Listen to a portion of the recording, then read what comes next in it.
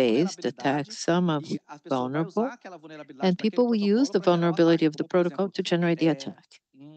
For example, NTP, it's not well configured, so it sends a much greater reply than the question you've asked. So this is easily explored in applications. When the programmer develops an application, did not take due care, there is some opening in the application. It can be used to generate more traffic. For example, it happened recently with a protocol called main cache. It generated a bit of traffic. The answer or the response was giant, and it was a failure in the protocol. The next three, I will go into detail: amplification, carpet bomb, and hit and run. The amplification attack on the left, we have the guy coordinating an attack. Usually, it's not the guy that is attacking you. The guy attacking you will not have the expertise to do that. He will pay this guy, and the guy will trigger the attack. The guy has several devices, DVRs, vulnerable routers that they have under their control. That's why we call botnet a legion of slaves they have for that. On the other side, on the third column, you have vulnerable servers on the internet, a server. If you take a microtik and you activate the DNS there with no protection, automatically it becomes a reflector. I send some traffic to it, and it sends a great response. So since the question is much smaller than the response, so if you say, Alexa, good morning, my question is small. What is she going to reply to me? Good morning, Renato. Today in Sao Paulo, it will be so many degrees, blah, blah, blah, blah. The answer it will give me will be great. So you can see the command that the attacker sent me that was smaller. The slaves, well, that was a bit bigger. What came from this vulnerable service that amplified the attack generated a lot of traffic that was actually sent to the victim, and it generated all that harm. We should talk about amplification factor. Every protocol I mentioned that is vulnerable has an amplification factor. So much. If I send to DNS sector 1 mega of traffic, it will return 54. If you send main cache, the record we had so far is 51,000 times. Why are we not desperate with that? DNS, as we saw in the previous presentation, is the main service of the internet, very old. Then the internet does not work without DNS. The main cache server, almost never will you have that server available on the internet. That's the DNS damage is much greater. The slide is to talk about a concept error. Many people talk about DNS. What kind of attack am I getting? Port 0. It does not exist. What happens? Imagine we see the DNS. I send a small question, and the reply was a package of 5,000 bytes. It doesn't fit in a normal one of 1,500. It will be fragmented into smaller packets. The header only exists in the first package. When the flow tools, when we look, they look at the subsequent packages, it does not have a header. It doesn't know which port it should go. Then exports information as port 0. There is no attack to port 0. Those are the fragments we see. Many times you see the DNS attack. 10 gig DNS traffic and plus 20 gig to port 0. Actually, they are the fragments of that package that amplifies the attack. Here we have a kind of attack that is quite common, which are hit and run, the guy that rings the bell and rushes off.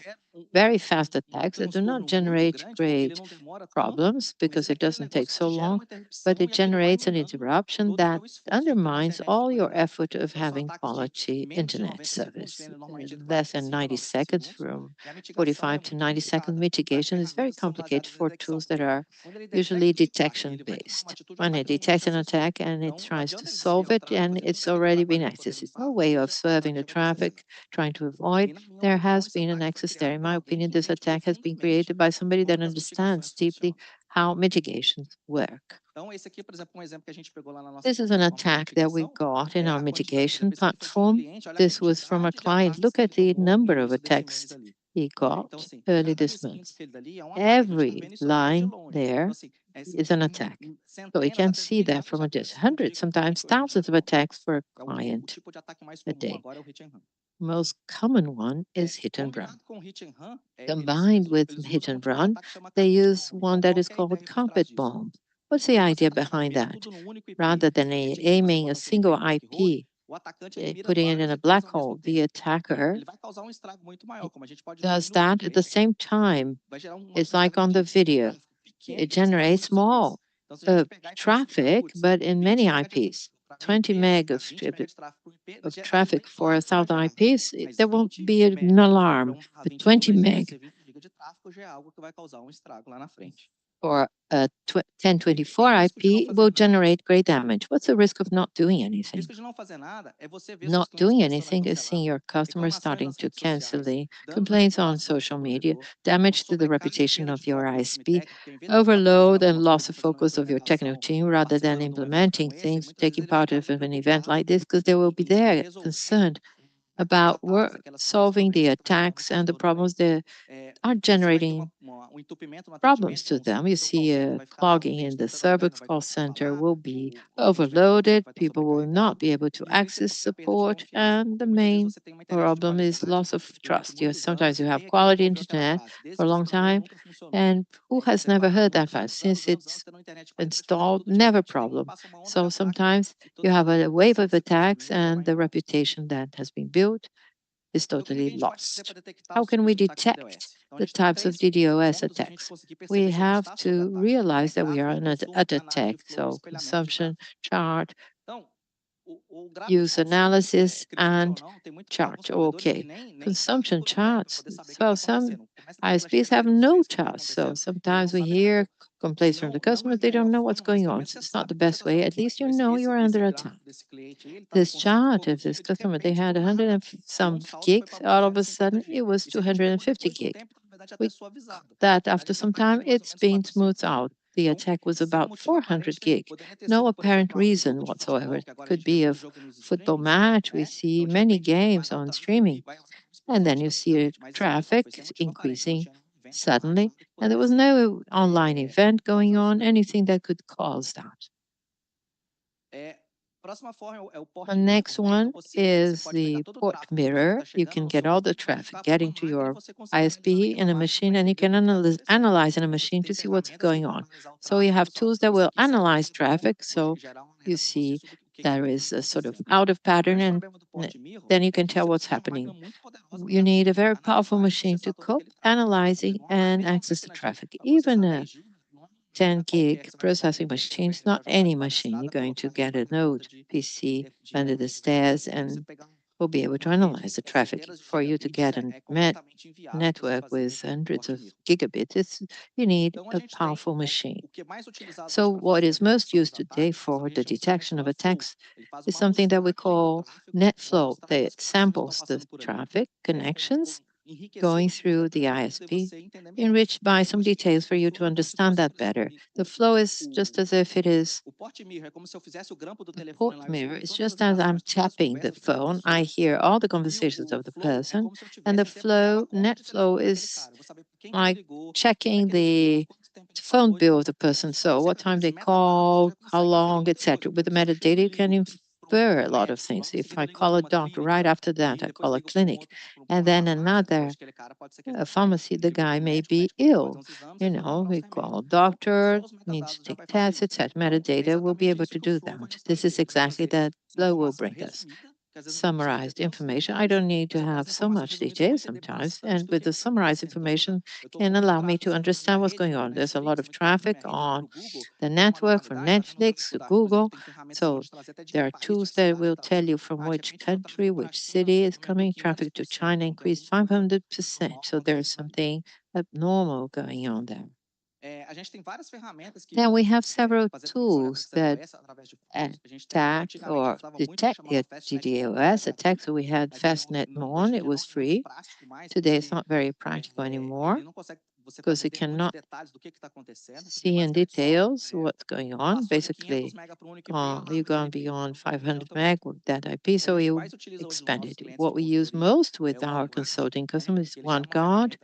It's a tool that is not free, but the cost benefit is by far the best. $600 a year for every server. Very powerful tool, Albo, that used for the greatest by the greatest of carriers that we use at OpenX Kinetics. It's a flow analysis tool, bringing a lot of information, precisely the information that helped us build our defenses. And we also have one free one, which is Team Simru. You in it, it runs in the cloud, and so you can get details on the type of attack. It's worthwhile having it. This is the detection screen of the OneGuard. We have anomalies, the sensor, it accused, so which carrier, DNS attack, ITCP, volume of packages, bytes. So it brings a lot of detail, so you can have different responses for different IPs and different attacks. This is a very powerful tool for OneGuard. It's not enough to talk about detecting. We have to see and talk about how to prevent attacks. I like to talk about the prevention of DDoS attacks. It's like your home. You cannot avoid being mugged or robbed.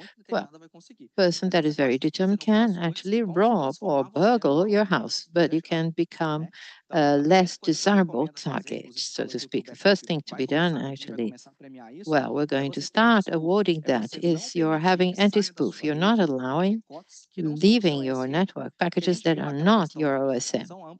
In the amplification we saw in reflection, they are only possible because some companies, some carriers allow packages to leave their network that are not their origin. So I forged a package here that will go to a server that is problematic. Rather than generating a response to me, it would give it this response to the guy. I created a package with a changed or forged IP or source IP. How can you avoid being a target? So you can avoid your network being a target of the other. So it's like vaccines. If everybody is inoculated, we're protecting the community around us. If you do your protection, you're protecting the internet community as a whole. Very important that we talked about DNS, well made setup of DNS. So if we have some recursive user there, if we leave it open to everyone, automatically I'm becoming a potential guy to generate amplification attacks of DDoS, and also port filter for residential clients is a good practice. A tool that is very good is this radar crater, Q Rater. So you can see which are the amplificators you have in your network. I have TCP, I put it a corporate, and then they put a micro tick and they activated that. If they don't have the protection, it will automatically become a DDoS attack victim. So you can register and keep an eye open, analyze that, and you take those cases and you work on them and making the due corrections. How about residential clients? Our recommendation is to work on low portals. There was a time where there was an attack where some subquit clients have been affected, where over 1,000 ubiquit were affected. Man cached. If you are not sure about the service, don't do it. Just call us up and we can do it for you. Block any other portal to avoid any external access. Continuous monitoring, that is key. If there was any change in your chart, if there was any portal saturation, a red flag should be raised. It's very important that you know that you are under an attack. The call center says, well, there was an increase in the number of calls. People are going crazy, but it takes quite a while until you are able to do something effectively to prevent yourself against that attack. Vulnerability test, where you investigate different versions of softwares. So anytime that Juniper releases a new version, we pay attention, we double check if there is anything that could impact our operations, and we pay attention to any updates. If you have a supplier with a burstable vendor, if you have to be prepared for an excess of a connection. If you have 1 GB which can go up to 10 and I have a 3 attack, I will suffer but not die. So you need to let some room for the number that you are going to contract. That's why burstability is key. In addition, you better also have some sort of relationship to a company which is able to mitigate those issues. Who are our enemies and how to identify them? Blackmail, extortion, there was a number of really famous cases in Brazil, but that's no longer the case. If there is any sort of blackmail, they would say, well, I am the one, I'm doing the attack, I will stop for a while so you can prove that I am the person, and while you do not send me any money transfer, I will not stop, I will continue attacking you. Competition. You might be working on a new market and the competitor generates an attack to destabilize your credibility in the market. Or maybe a gamer public, if one is winning a game and the other one is about, to beat a record, maybe someone goes there, to do something nasty about that. Retaliation. I've seen one provider having an attack, and 1 day later, another attack was given back, to revenge against the first attacker. Wars. During the Ukrainian war, there was a great boom of attacks, and more recently with Israel and all the Gaza thing, they got the dark web was identifying attacks by some countries which were supporting those attacks. Well, that's not on our control, so there isn't much more we can do, but we have to be preventive. How to face an attack?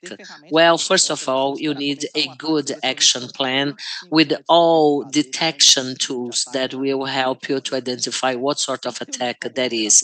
You should have some sort of link with the carrier to mitigate DDoS attacks, collect as much information as possible.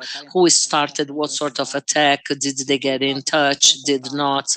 If they got in touch, you have to, the Brazilian Federal Police, they are very effective in this type of attacks. I remember in 22, there was an attack where a money transfer was required and the Federal Police arrested the offenders. Never pay offenders, otherwise you'll be financing attacks that will take place with other providers. Transparency is key. If you are transparent to your customers, they will understand you, they'll be solidary, they're going to say, well, we are under an attack, and they will understand if you have an effective communication. If your marketing department does that well, you are going to have a much better approach during crisis. Mitigation. Some people believe that if you mitigate, you solve fully the problem. No, not quite. It's just, to mitigate the pain, to make it not as heavy, to turn it softer or less intense. You have to be very transparent. Am I under an attack or not? That would be an ideal scenario, but that's not always possible. Let's say that you have a 100 gig attack. I reduced that to 5. Have I mitigated? Yes, I have, but that's not yet enough to discover or find out about the attacker. Some mitigation techniques. Black hole is not anymore very effective because it targets several IPs simultaneously. Before, it would target just one IP, but as today there are several IPs being attacked, it does not work any longer. you'll be on the spot. Scrubbing Center, that is a company to which you submit the dark traffic, they clean it up and they give you back clean. Some companies will perform a really deep and detailed cleaning, and others will not clean that as they should, and part of the attack will remain. Flow spec. This is a driver where firewall routers may be submitted and may be applied to the carrier. There are some developers that they were totally out or shut off because they did not avoid that legal traffic. This is a Vanguard screen, OneGuard, where you set up your rules for /24 TCP package 40 bytes. You should restrain that to, I don't know, 200 mega. OpenX Active Guard.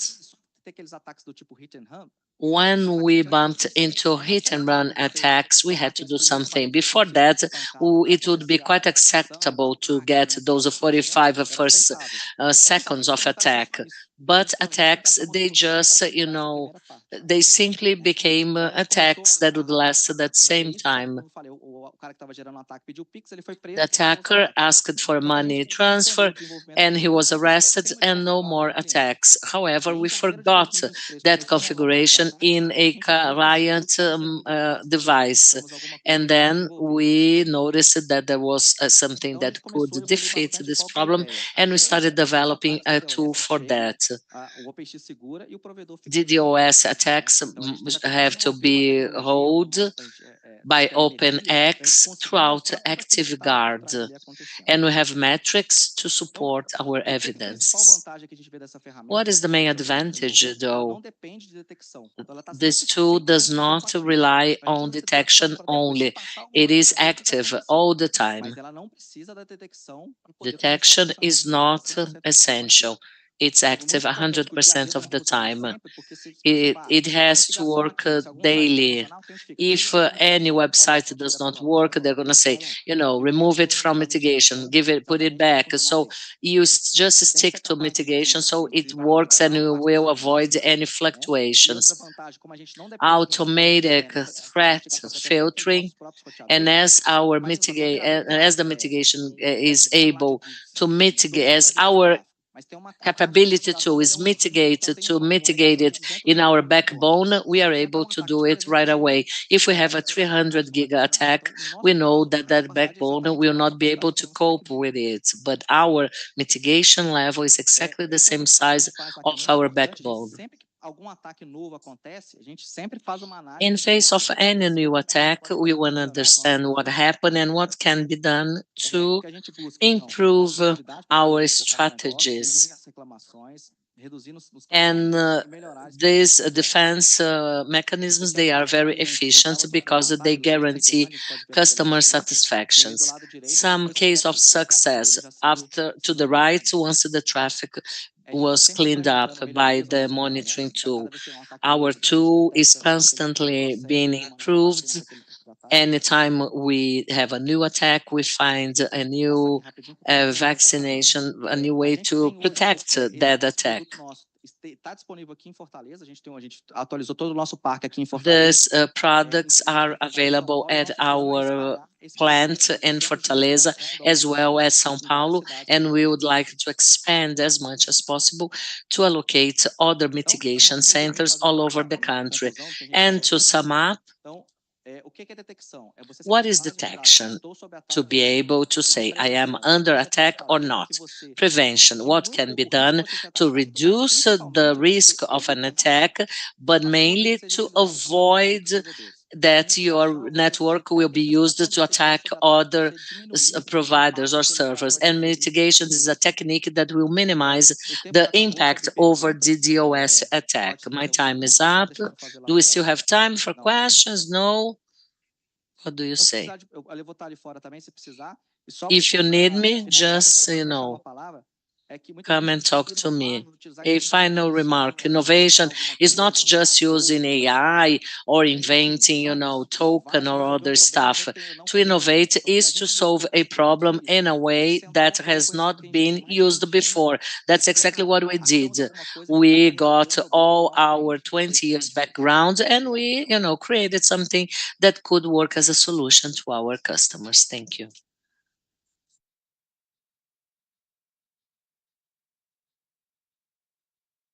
Obrigado, Renato. Thank you, Renato. Sorry, but our time is really short. Beer, peer and gear in a little while. You can keep on talking.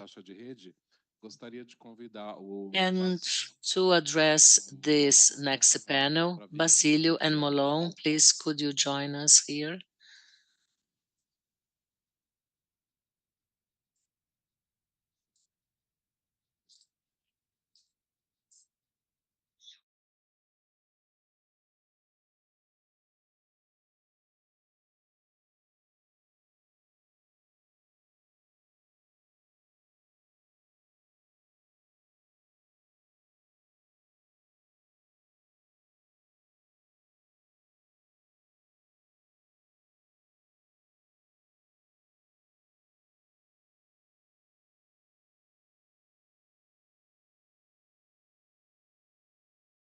A presença do Molon. First of all, I'd like to thank Malone and Basilio for their time. We all know how busy they are.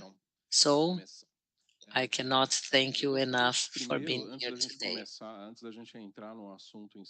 But before we get into the topic, could you please briefly introduce yourselves, which institutions you are here representing today, and then we can get to the focus of the panel. Hello, good afternoon. First of all, I'd like to greet you, Moreiras. I'm so honored to be part of this forum of great importance, and moreover, to be sharing this panel with Basilio. Thank you so much for the invitation. I am Alessandro Molon. Currently, I'm Executive Director for Alliance to OpenNet, which is a group of voices which advocate for the net neutrality.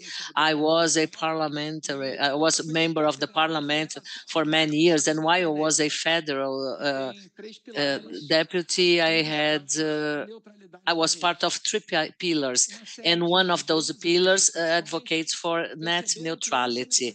And we and several other associations understood that this alliance was under some risk because there was a group that is in favor of that rate, network rate, which may be a threat to the use and freedom of internet.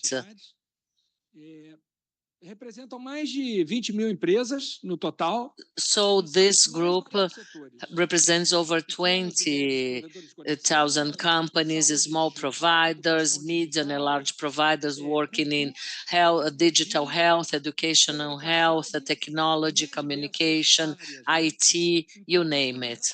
Several areas of expertise. So we are, advocating for the net neutrality against this attempt, which was a really bad idea in South Korea, and we do not deserve to, replicate their mistakes.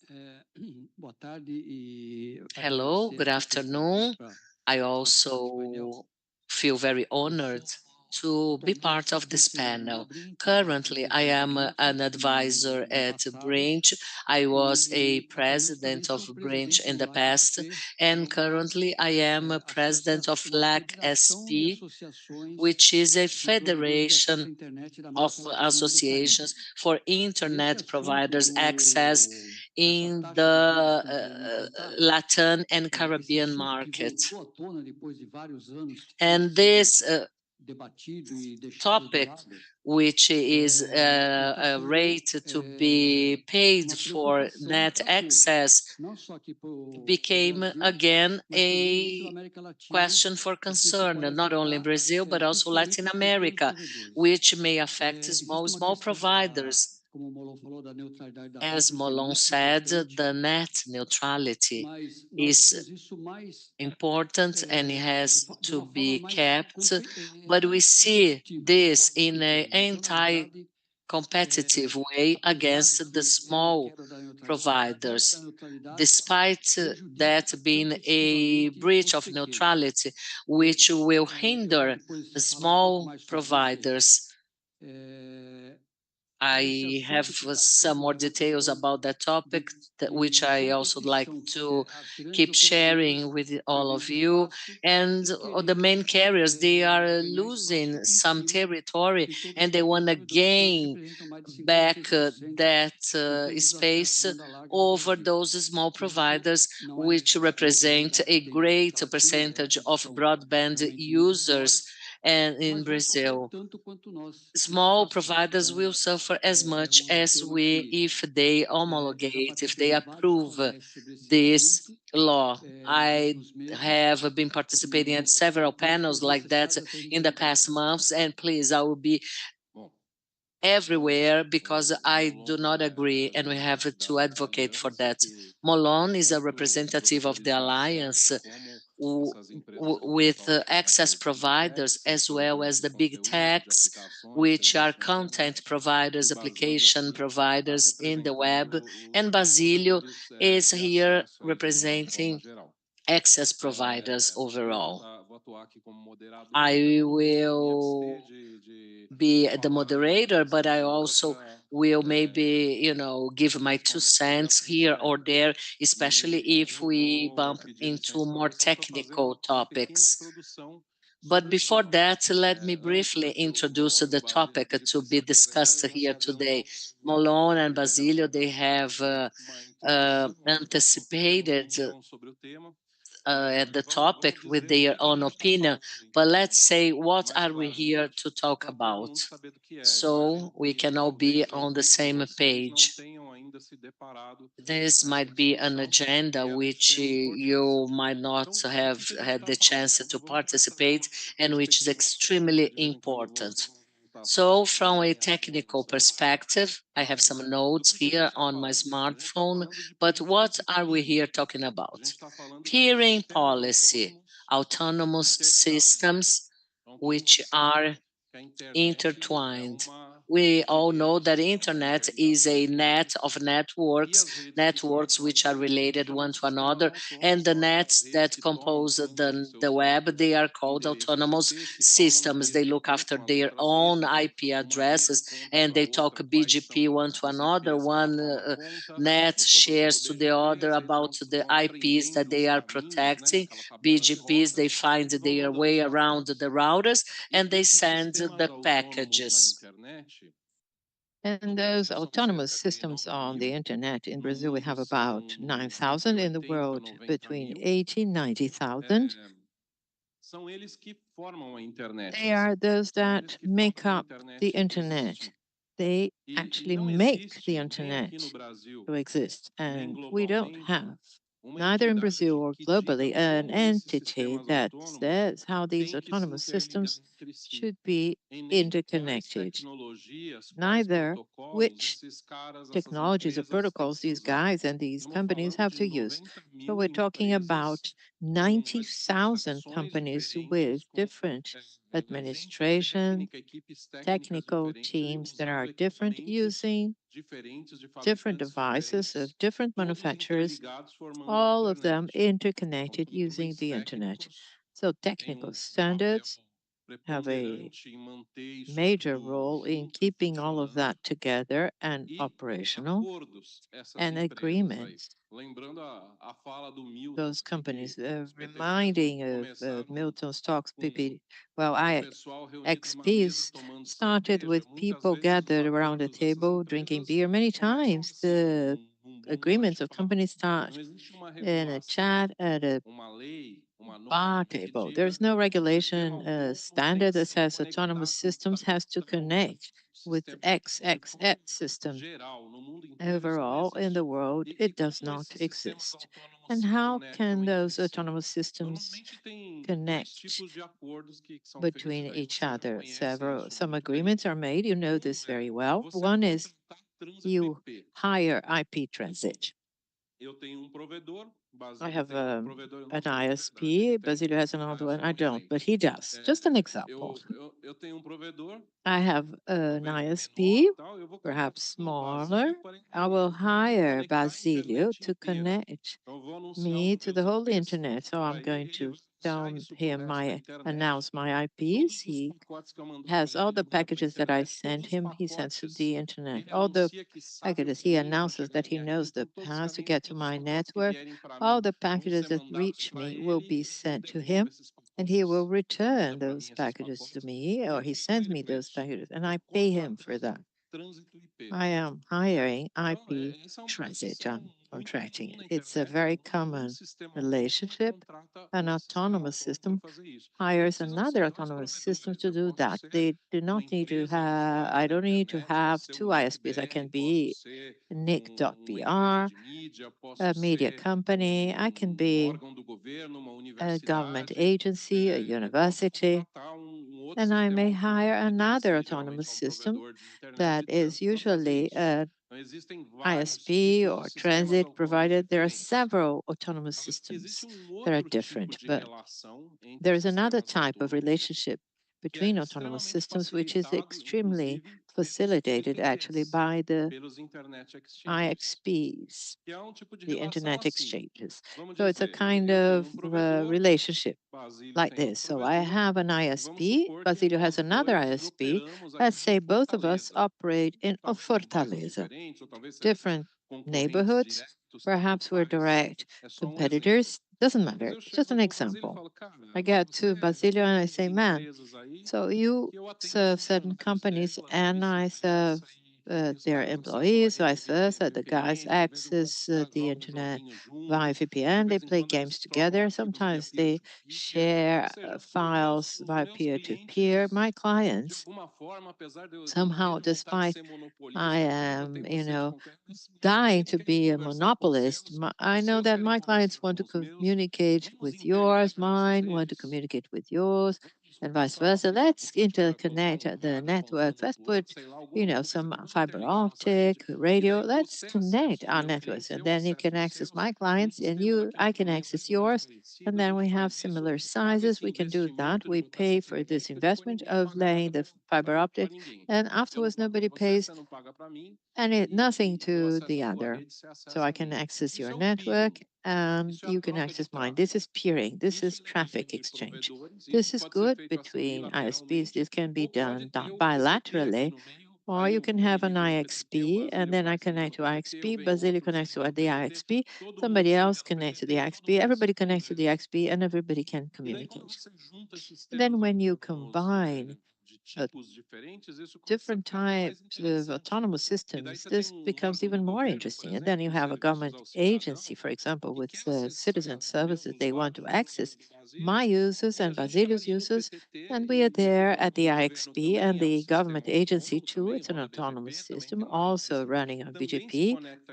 It connects to the IXP, and I have direct access to those servers where we have government services to citizens, and users can access that almost directly with absurd quality of service. And the guy providing content and services, great, because they can access my users, and then it doesn't have to be the government. It may be Google, it may be Netflix, or Global TV network, or Facebook, or CDN TV. My with clients behind them. Some of those autonomous systems today in the world, there are apps or services with great traffic volume. They're huge. And they set up what we call CDNs. And then we have Google, Facebook, Disney. They are specialized companies that have set up CDNs, and we have third parties, Kamaya, Cloudflare, CDNs. I mentioned that early this day. They are content distribution networks made up of servers that many times they make mirrors, caches, local copies of those contents, and applications that operate globally. But they are within some of those autonomous systems. Google has its own CDN, Netflix has, Meta has its CDN, so on and so forth. So we have specialized CDNs in serving third parties, but they are autonomous systems. Some of those CDNs put caches within the providers' networks. Many times CDNs connect to the PTT, to the XPs that do direct peering. And many times CDNs are present in data centers, and they announce, they put in the DB peerings, a specialized website to that, where we put our contact to, so that the others can find us and so that we can do peering. Google, Netflix, they all put their contents and data centers where they are on their peering DB. They know which data centers they are. So if an ISP wants to go to the data center where Google is and ask for a direct interconnection, they have to check. Google publishes the rules in the peering DB, publishes, Netflix does that too. They check the rules and they can make a direct connection. So we have this peering also working usually between ISPs and those content application providers, CAPs or CAPs. They're owners many times of these CDNs, those peerings between providers and these big guys may be done usually in three ways. Either you do within an IXP, exchange traffic within an IXP, or you do a PNI, direct interconnection in the data center where they are. Many times they install caches within your network as a provider.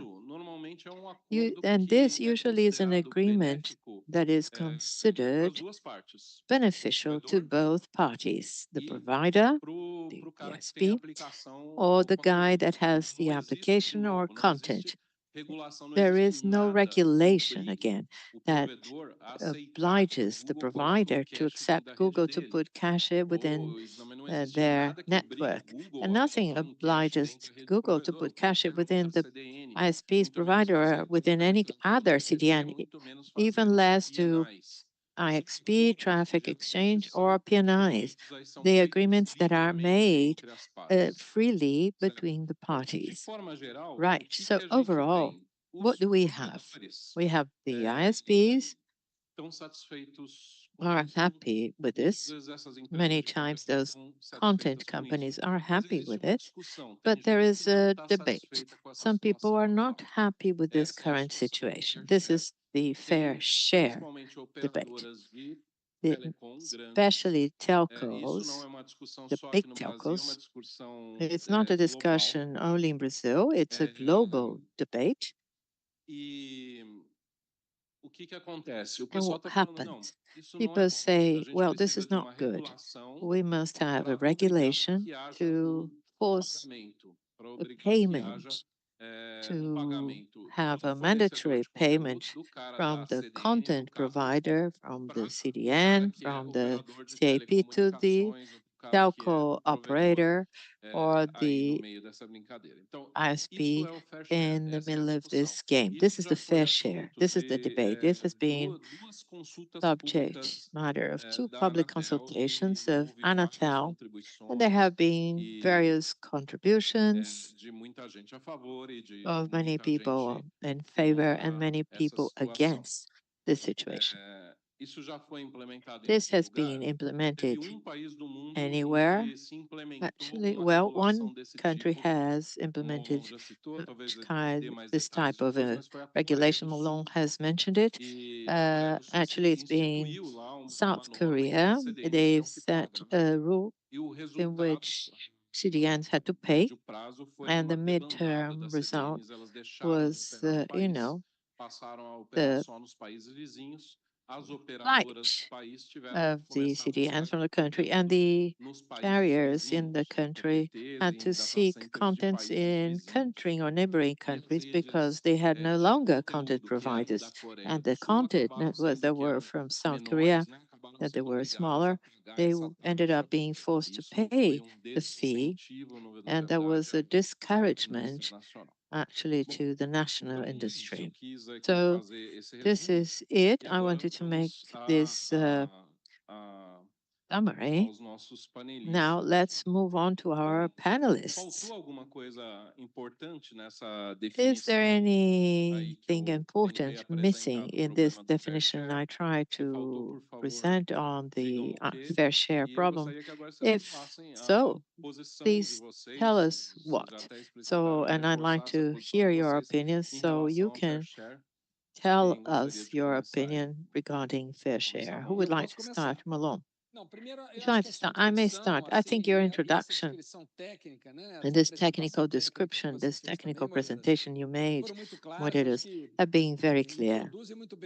And it introduced the debate very well to show that this is a poor idea. Not by chance that a single country in the world has made this decision and is actually moving back. That was South Korea. They see the negative impacts of this decision. And you mentioned a while ago in the Wi-Fi 6, 7, the previous presentation on before the DDoS attack presentation, in the previous presentation, it was clear, for example, that for certain applications, latency is a very important factor. This exit of several CIPs from South Korea and CDNs that were hosted in neighboring countries increased the latency of several services, and hence it hindered and worsened the connection quality of South Koreans. In addition, it became more expensive because it created a kind of monopoly. In other words, everything that we do not need in Brazil. And the Alliance for the Open Internet, we took part of the public consultation of Anatel, the subsidy 26, take 26, with several economic studies from experts, and we actually informed Anatel. If you're curious to know that, it's all available on the website of Anatel. So we wanted to make it public. First, we've shown that the forecast of traffic, data traffic forecast in Brazil is not explosive. Data traffic in Brazil will continue growing, but in a de-acceleration. In other words, it's a curve that will no longer have such a steep slope. That's a forecast for the next 10 years, considering AI and augmented virtual reality. Even with these factors, the argument that only 3 companies fight to impose this fee in Brazil, TIM, Claro, and Telefônica Vivo. It's important to name those guys. Only these 3 companies want that. All the rest that have taken part of the subsidy take are against it. Well, it will actually be contrary to competition. It will hinder competition. Why is this bad for small, medium-sized ISPs? There's something that Brazil was able to advance in multiplying small, medium-sized ISPs because of a regulation by Anatel that we want to congratulate. Brazil has over 20,000 small and medium-sized ISPs. They would be hindered if this fee is imposed. So those companies want to impose this fee because they say that there are large users that when we are users, I'm, for example, a fixed band, a wide band on home, I pay to upload and download. Therefore, when I access a given content provider or service provider, first, I am freely choosing those that I want to access. So it doesn't make sense to consider somebody that is very much accessed by me as a great user. I am the user. I want to access my profile on the social media. I want to watch a film or a series on streaming. Well, actually, streaming, I pay my streaming bill and I pay my connection bill as well. If my connection provider, that unfortunately where I live is one of those large ones, only charges the streaming because the streaming is watched by me. Of course, this bill, streaming will be part of my bill. I'll pay twice. I'll pay to have access and the connection, and I'll pay in the streaming bill the bill that the connection provider will charge the streaming. It's dual charging for a single service. But there is a growth of data, but it's not explosive. There's no risk for the Brazilian network to stop. Second, they argue that the return on investment rates are low. Our second study has proven that it's not. We took the balance sheets of those companies, those three companies, and we've proven that they have return on investment that is absolutely compatible to the infrastructure sector, which is 7, 8%. We cannot say that our companies are going bankrupt. Much on the contrary, they're getting awards from their headquarters. None of them are national. Unlike small and medium sized providers, they are Brazilian. It doesn't make sense to have this payment for the money to be sent abroad, and we are paying twice. And the third study I will end so that we can hear Basilio. So, content providers, they give contributions to internet providers, CDN that you've mentioned. I heard at an event in Curitiba, small providers say, I want to thank CDN that have been placed in my headquarters because this is making it easier for my client to access content and demanding from me less traffic, paying less traffic to others. And we're going to lose that if those agreements are ended and these fees and okay, subsea cables. No better place to talk about this than Fortaleza, because we have several subsea cables leaving here, and they are laid by content providers and service providers. This study shows the contribution those CAPs provide to the network infrastructure. We're trying to show that this is a bad idea, should not be imported. And if these three gigantic content providers think that their profit margins are small, they want to have more profit in other sectors, no problem, they can invest there. So this is not an appropriate way of redistributing wealth of participants of the same business environment in our understanding, service providing, content and connection providing should be seen symbiotically. One needs the other. There's no use having connectivity to have what? You can want to have connectivity to access content service. That it's no use having content service with no connection. They should be given feedback and they should be complementary. These three studies, they respond to arguments that are used in favor of the fair share. The first study is an argument that says that fair share is necessary because the traffic is exploding, is not controlled. And you've proven that it's not. Second study is about return on investment. They say that they are actually going bankrupt and they are the only ones that invest. They have low return on investment, and you're showing that it's not. And within this industry that you have in terms of infrastructure, the return is on a par to the market, it's higher than the market. And the third is on investment in infrastructure that they understand they do it alone. And you're mentioning investments that are made also by the CDNs and content providers, for example, subsea cables. Precise. Perfect. You've summed it up perfectly. Thank you. Basilio? As I've previously said, those three large carriers, not just in Brazil, but abroad, where they are also quite big, and one is related to another. That is a fake statement since the very beginning for a number of reasons. First, In Brazil, providers today, they amount to 53% of the whole land broadband in Brazil. Recent trials showed that almost 90% of the Brazilian population has broadband internet access. We still have 10% of the population which is not being assisted yet. And those 10%, they represent the most difficult share of the population because they come from more remote areas, and it will take a certain time to be able to reach this 10%, and that has been done continuously. Therefore, 83% of all streaming access, I mean heavy streaming access, they take place within the fixed broadband and not in a mobile broadband. Therefore, the mobile broadband amounts to 17% of the whole internet traffic.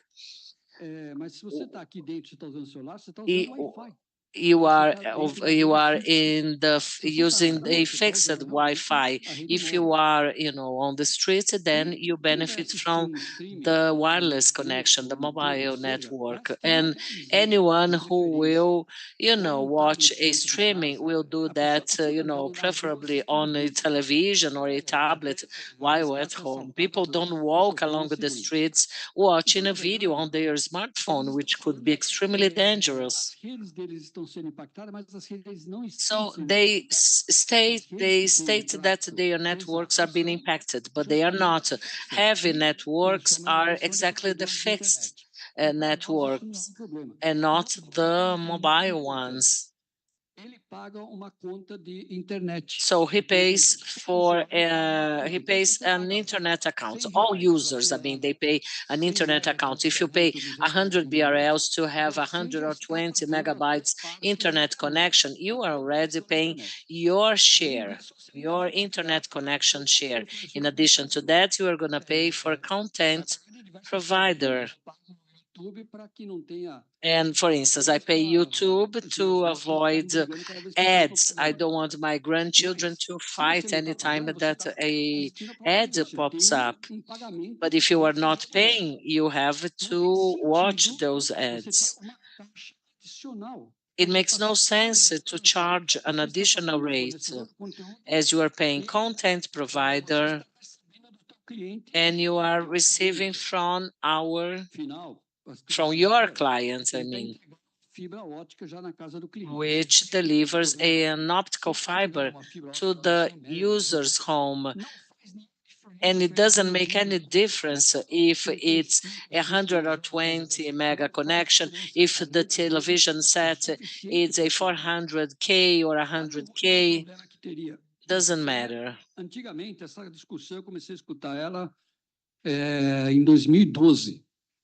A while ago, back in 2012, CDNs were not yet available. We didn't have this boom of IXPs as we do nowadays. Videos, they were in their streaming, video streaming was just in its very beginning with a faster broadband, which could be a concern. But the market by itself, after all these parallel agreements, the market adjusted itself. It fitted to that reality with the CDNs, IXPs, and today there is no connectivity bottleneck. They want to charge a traffic rate not to allow internet access in the Amazon region or in the countryside. They just want to, get some extra money to fix a 5G network at Paulista Avenue in São Paulo city. It's just a way to make some extra money. And we can even call that cross-resource activity. Those who generate content is unfeasible. Tem problema maior que acontece nisso tudo aí é o seguinte. Foi comentado sobre o caso da Coreia. O problema da Coreia não The é South apenas Korea case study has been mentioned here, not just because of a latency increase, but local companies which did not have any other chance and had to pay something, they no longer allow 4K video streaming or high capacity streaming. With that, they are reducing the video capacity to also decrease the account amount. And to do it, they reduce the internet quality to their own consumers, which is, an absurd and very and of great impact to them as well. Old carriers, the three main largest ones, they are old companies from the telco sector, and they are based on old-fashioned models. Some, those of you who know a little bit about STFC,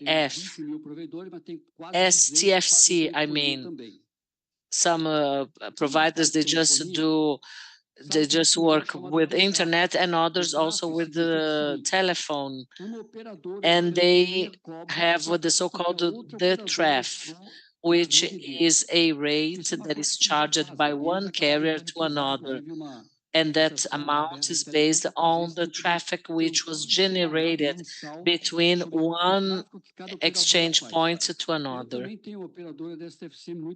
I have a small STFC carrier which pays every single month an invoice to TIM carrier, TIM, because I have used their traffic.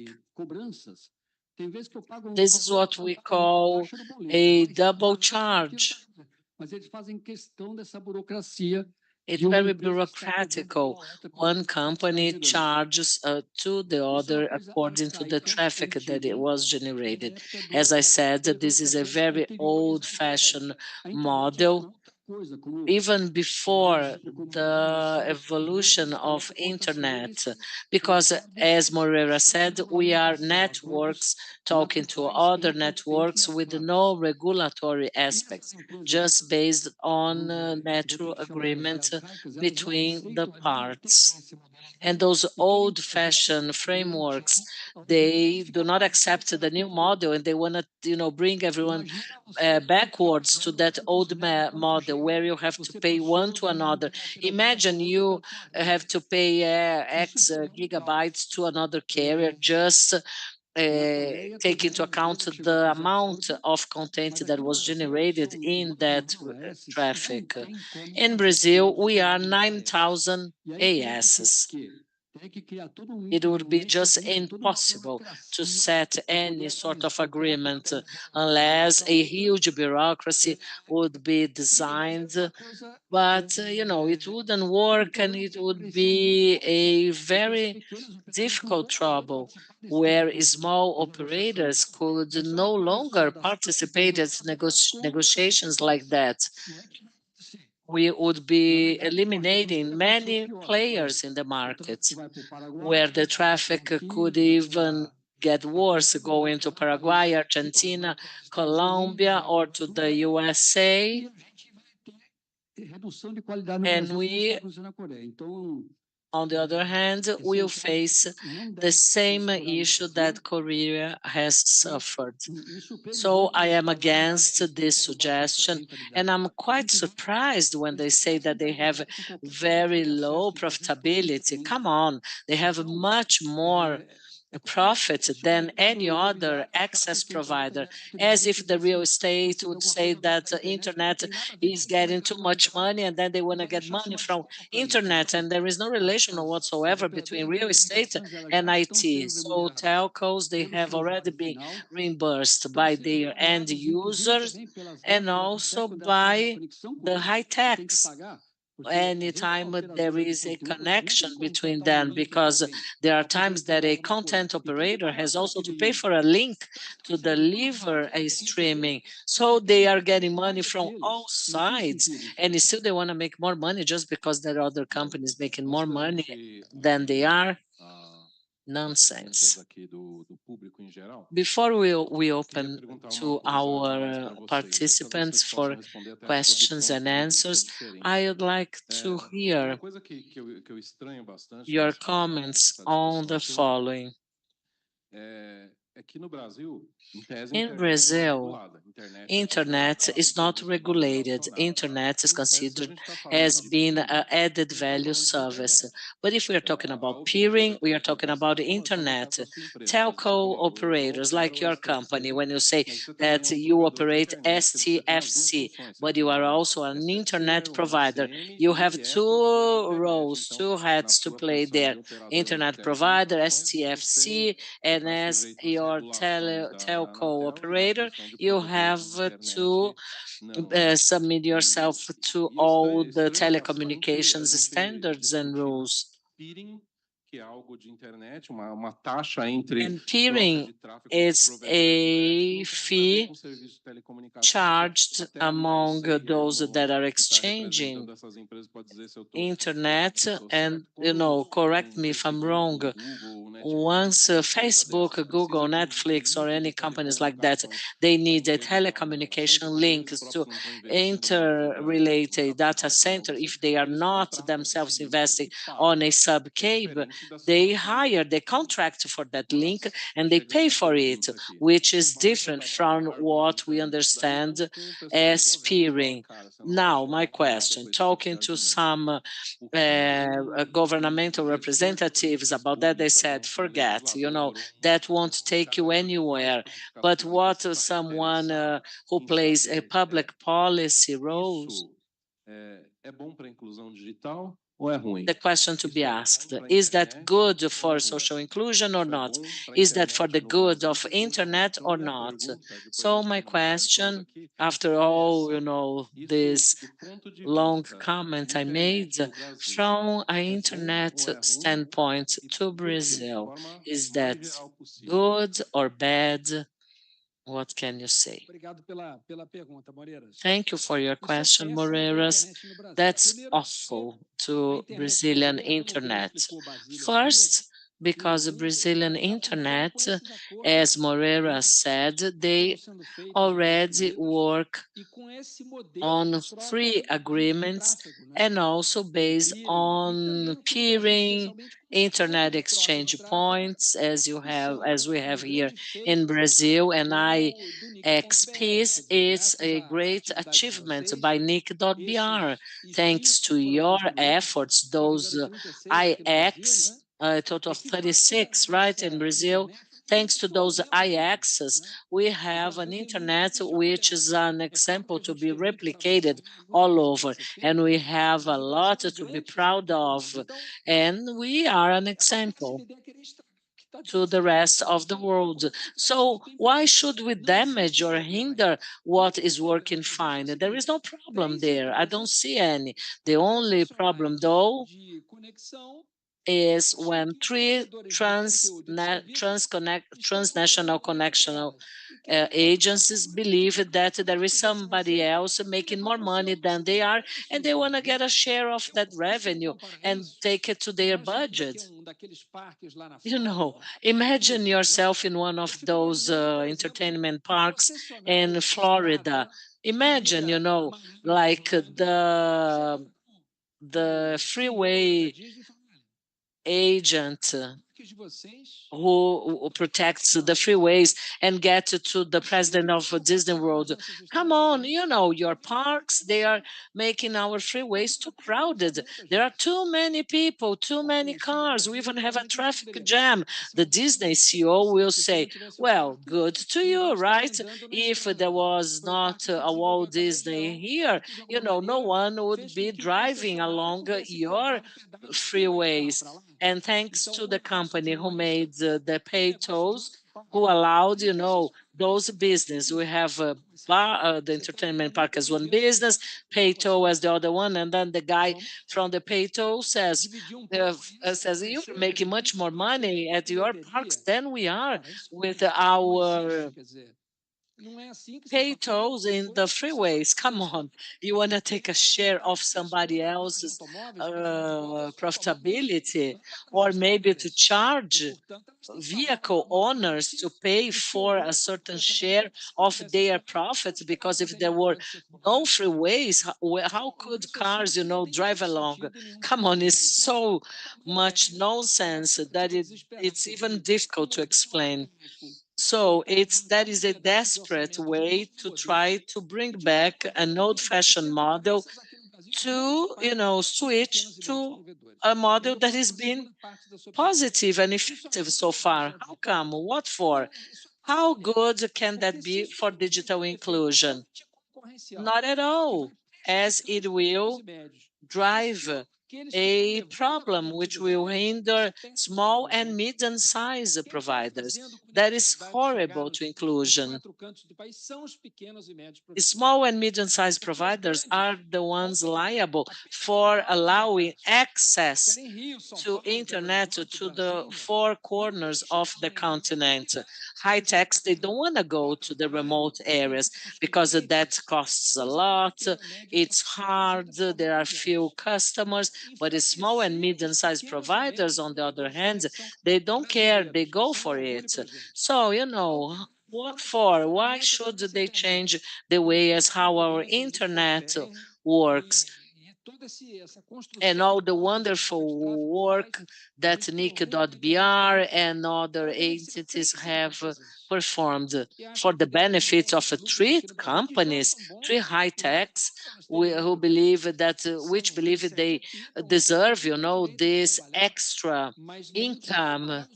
Come on, they are, international companies. Fine, they are working here, okay, but come on, let's not, try to set a problem to our providers who are doing their best and to pay for this market share to companies that will get twice as much. I can imagine a postman getting to my house and say, well, there is here a letter, or maybe not really a letter, but more like a bill. So here is your electrical bill, your light bill. You have to pay me 2 BRLs. No, how come? No, but the concessionary paid. I'll pay for the bill, and then just for the postman to deliver that bill, I have to pay. I'm sure you understand what I mean. It's to charge from both sides. I'm already paying to access my service provider. I don't want to pay twice indirectly throughout my streaming. That's wrong. That's bad to Brazilian internet, and even worse to digital inclusion. Bom, como já foi falado, realmente seria péssimo para o Brasil. As it's been said, it would be terrible for Brazil. And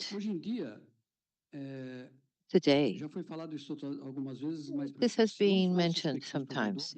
If it were not the small providers, 50% of the Brazilian population would not have the internet access up until today. They would have to use dial-up access if at all, because the large carriers only want to serve places where they have an income that is somewhat insured. For wealthy areas, small providers serve the less privileged people. There are lots of small providers serving locations where providers, this happens quite frequently. The ISP was a technician, somebody that sold IT equipment, that had some knowledge in the area. They decided to become ISPs, started serving a small town or neighborhood. Their income may be small, and they get an income of 10, 15,000 reais, even less a month. But for them, as individuals, that is enough for them to have a small business with that income. And this generates digital inclusion. For a large carrier, they don't even move to get 10,000 reais anywhere else. It doesn't make sense for them. And there's a reason why it doesn't make sense, but it makes sense for the small ISPs.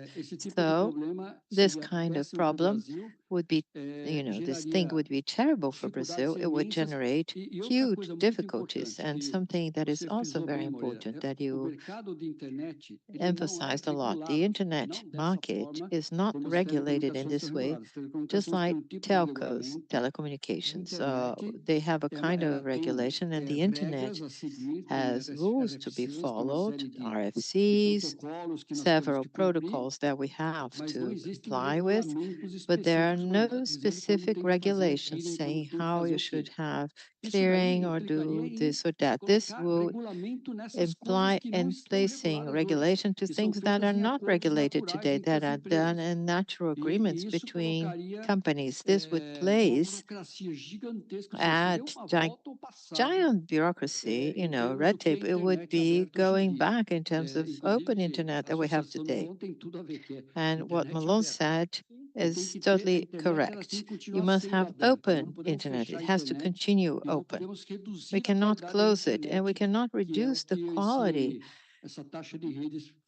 that we have of the internet. The fee would certainly lead to that. I'd like to open up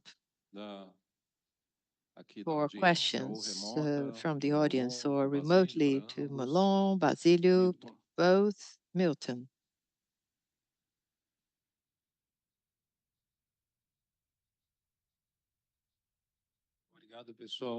Thank you, everyone. The debate is very good. I'd like to introduce yet another point, which is the following. When we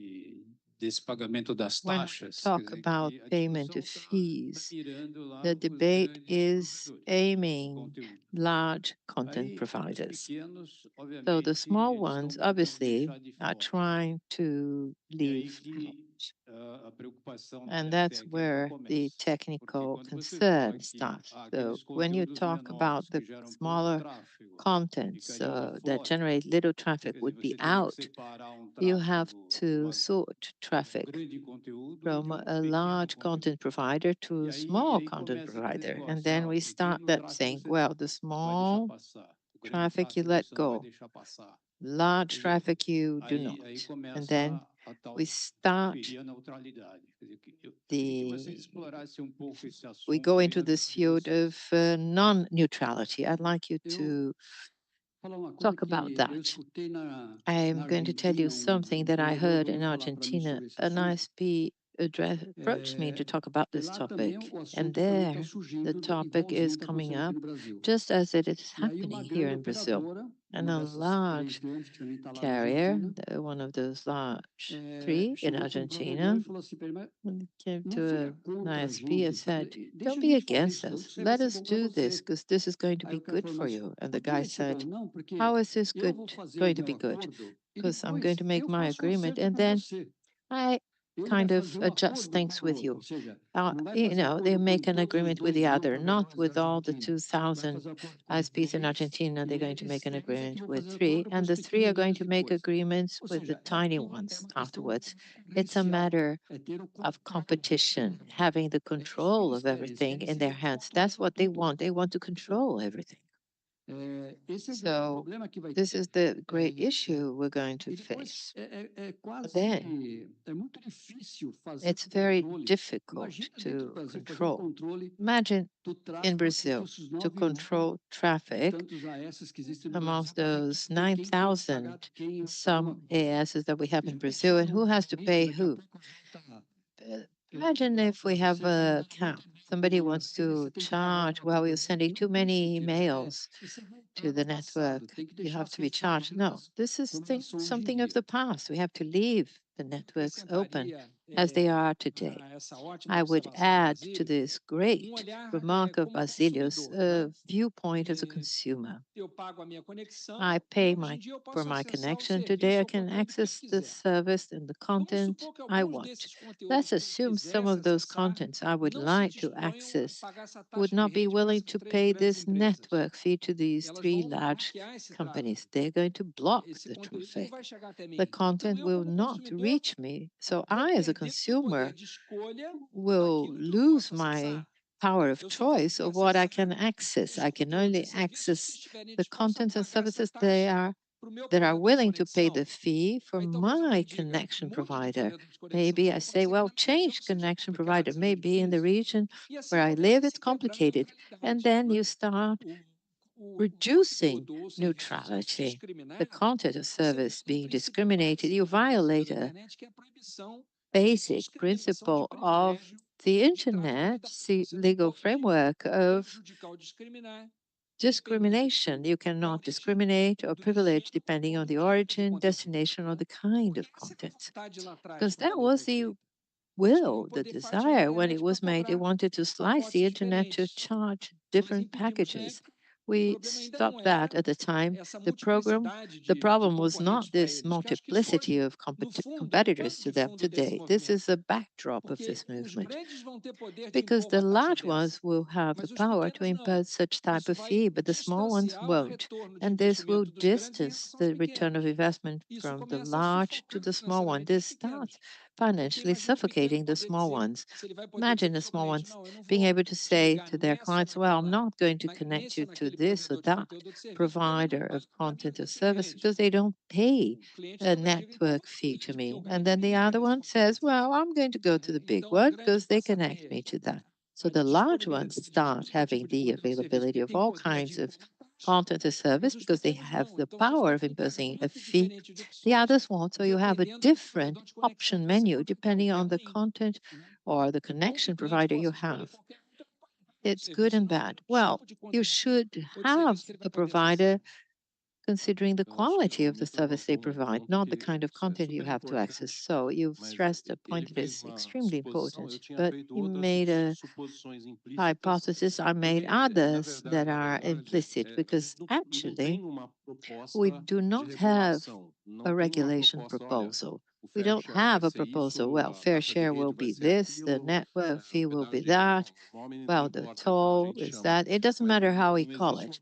So there's no concrete proposal, but close to what we have to a concrete proposal was in the last subsidy take that Anatel made. We have the Connexus proposal that says more or less how they intend to do that. Even that proposal is still vague. If we're talking about peering, only peering agreement, if we do peering, we have to pay. If you don't do peering, well, if you don't do peering, the carrier has to seek in transit. They will be pay more, it will be slower, there will be latency, it will be bad for everyone, including the operator that refused to do peering. They have to get money or take money from their pocket. So if you have what Milton implied in his question and what Malone mentioned, even if it is the internet transit, the traffic of such big tech is too much in my network. How does the traffic get here? It doesn't matter.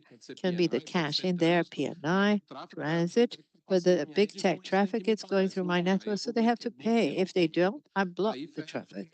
And then you hinder the neutrality of the network. And then I even wonder, I think Molon is reading my thoughts or my mind. If all this debate is not actually around this wish to be able to break the neutrality of the network, to make different service packages, some with such and such contents, other packages with such and such contents, which was the intent when at the time of the internet legal framework. Very important point and interesting. I just wanted to reinstate what has been said. Do you have other questions? We have, I think, a question from Danielle Fink.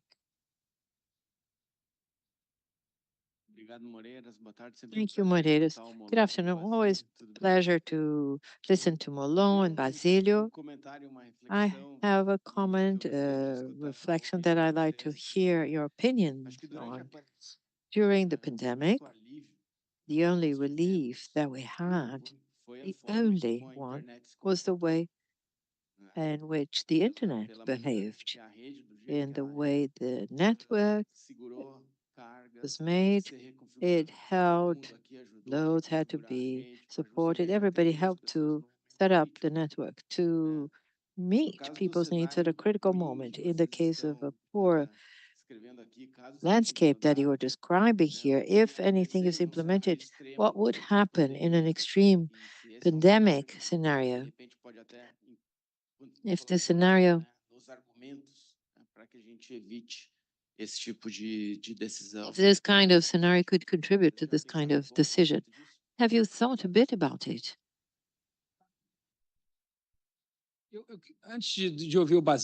Thank you. Before listening to Basílio, specifically on the way you put your question, which we would like to thank you, I'd like to take an aspect of your question or answer your question with the explosion of data traffic. So the pandemic is an excellent example of what happened to the internet.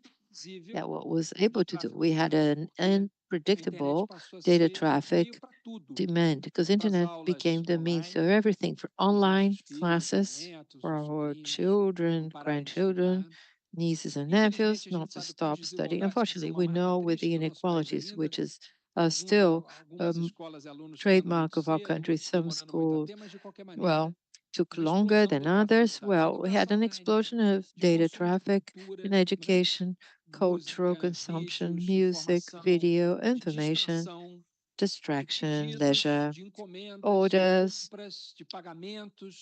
purchases, payments. As it being said here in this panel, in the previous presentations, the pandemic sped up.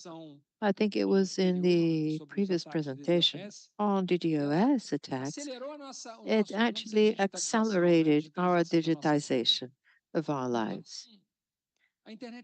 So Brazilian internet responded very well to this, which proves that this goes that people try to paint that data traffic is exploding and the network will stop if this fee is not paid to those companies to invest in infrastructure. This is a false argument. It's an excuse to increase revenue and to be able to send more money to their headquarters. It's not true that money will be invested in infrastructure. If it were, as Basilio said, where it's least necessary but more profitable, not where it's more necessary and sometimes less lucrative or profitable, where we get our accesses. Let me turn over to Basilio.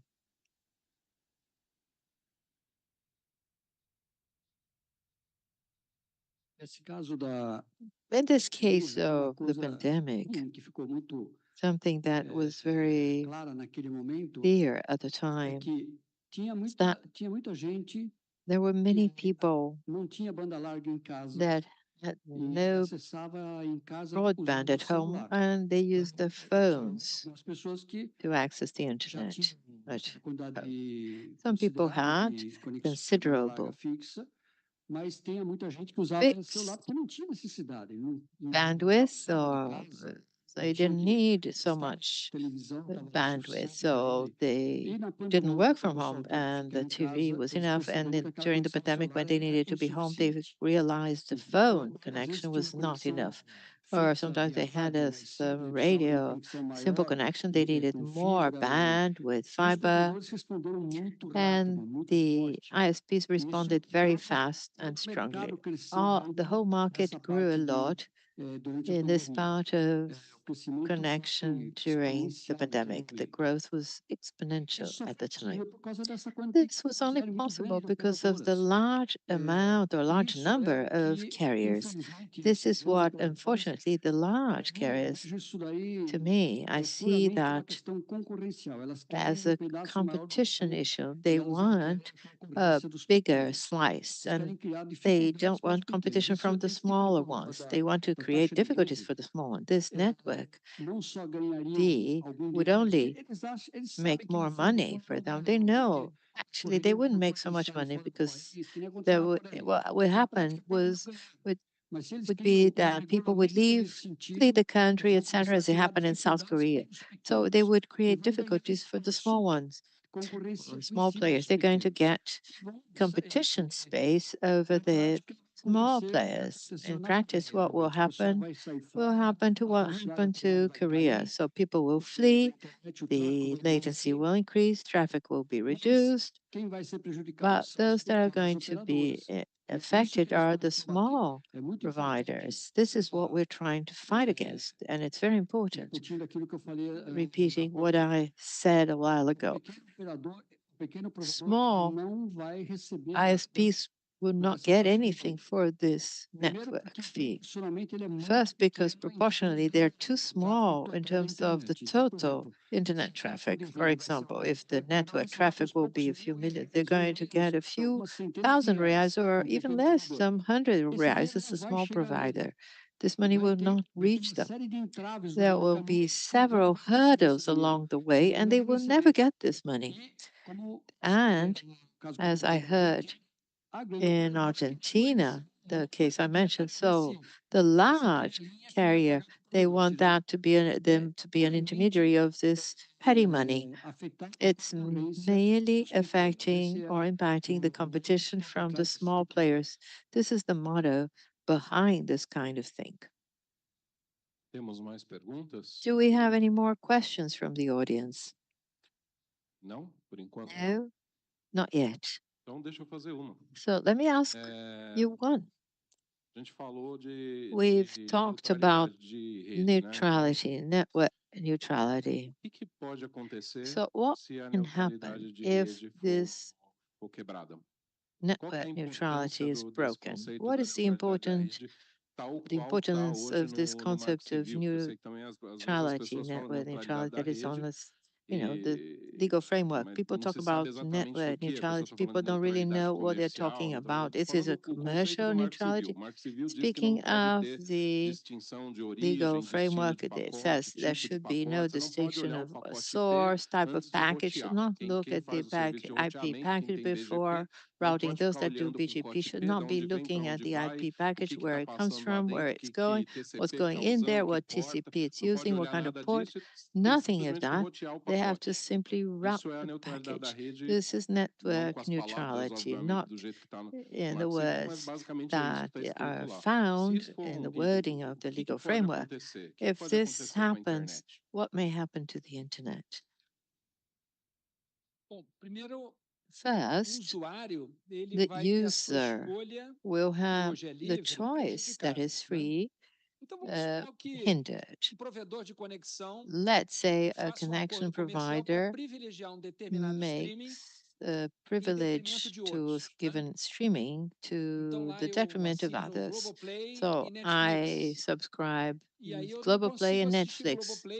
But I cannot, and then I cannot watch Globoplay or Netflix because my connection provider degrades the traffic of streaming that does not have a commercial agreement with them and favors data traffic of streaming that with the company they have a commercial agreement. So it's a connection provider choosing for me what I want to watch. I do not, I have no word or no say in that. So maybe I'm not happy about that. First, the view of the user on their freedom of choice. They want to access what they want to use, what they want to consume. Second, competition problem of the content providers of services. So neutrality of the network allowed us to have a fifth floor, which is the Brazilian unicorn, a large Brazilian company quinto andar that was born thanks to the internet. New bank, iFood, 99 taxi that is no longer national that was sold, but it was set up in Brazil. It's Brazilian originally. Everything that grew within the Brazilian internet, it came up. They came up and grew because it's open. And that we have the idea, it's a good idea, a good company, a right idea at the right place can generate big business, employment, and wealth to the country. If you haven't got a neutral net, that is not possible. Let's suppose that some of those companies should need to compete to a larger one. Today, we know that if you try to access something and it takes too long, you switch to something else. We have no patience or whatsoever to keep on waiting. Our modern life, we are always in a hurry. So we choose by users and by country what will work and what will not. You know, I consider this charge a way to punish due to overuse. Ah, come on, you have been over accessed. Now you have to pay. So if you don't work out fine, if your business is not profitable, if your content is not desirable, fine. But if you've become known, you have to pay us a share of your income. It doesn't sound fair, right, for entrepreneurship and to a modern and contemporary country. And neutrality breach will, open a door to charge users about the type of services that they wanted to have access to. And that was an issue back in 2011 when telco, they wanted to offer to users a package that would have access just to email, kind of a bronze access. If you'd like to have a silver package with email and social media, you would pay more. If you want email, social media, plus music, then you need a gold package.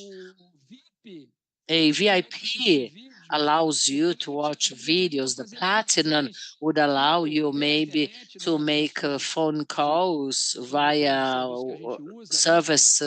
web service providers. And now telcos, they sell connection. They changed their core business. They are no longer making money on one side, but they are on the other.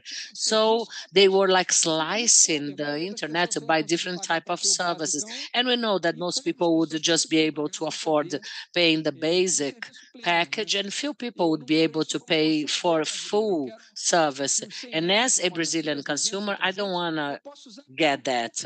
I want to pay for 100 megabytes and I want to use it for whatever, serves me. I don't want to pay per service, but I want to pay as a user. So a free, open internet, this is what we want. Neutrality, openness, and transparency. Neutrality is a user's democracy, where users, they have total will and freedom to do whatever they feel like. The former Soviet Union, where you could not move from one town to another without grabbing an authorization. So let's say that you would work and live on a certain city. If you want to visit somebody else on a neighbor city, you had to explain, ask for permission, and so on and so on and so forth. The planet probably has never had anything as democratic as internet is, and internet is causing problems, especially to those companies, that were used to a closed source approach, and the old telco companies, the PMSs, they, used to charge a fee for local calls, international calls. They would charge fees separately, with all those many, many packages. And they don't get the picture. Today you pay for one single thing, and if you have agreed to pay on a certain speed of internet, any sort of portfolio will be at your availability. You watch it if you want it or not. Network neutrality allows innovation. Without network, there is no innovation. Imagina, vou ter que dar nome aos bois para o pessoal entender claramente. Well, let's suppose that WhatsApp would be as successful as it is here in Brazil if there wouldn't be network neutrality. We would all be using SMS. And WhatsApp would have no phone call via WhatsApp, no video call via WhatsApp, nothing. Simply because they would be, refused by large telcos. I even believe that they tried to place some obstacles, but now they understand that that's no longer possible. They wouldn't let those packages to go through their network because that would compete to their SMS services. So this is the motto of network neutrality, and it has to be preserved at any cost. Alguém quer fazer alguma questão? Tem uma questão ali, por favor. Questions?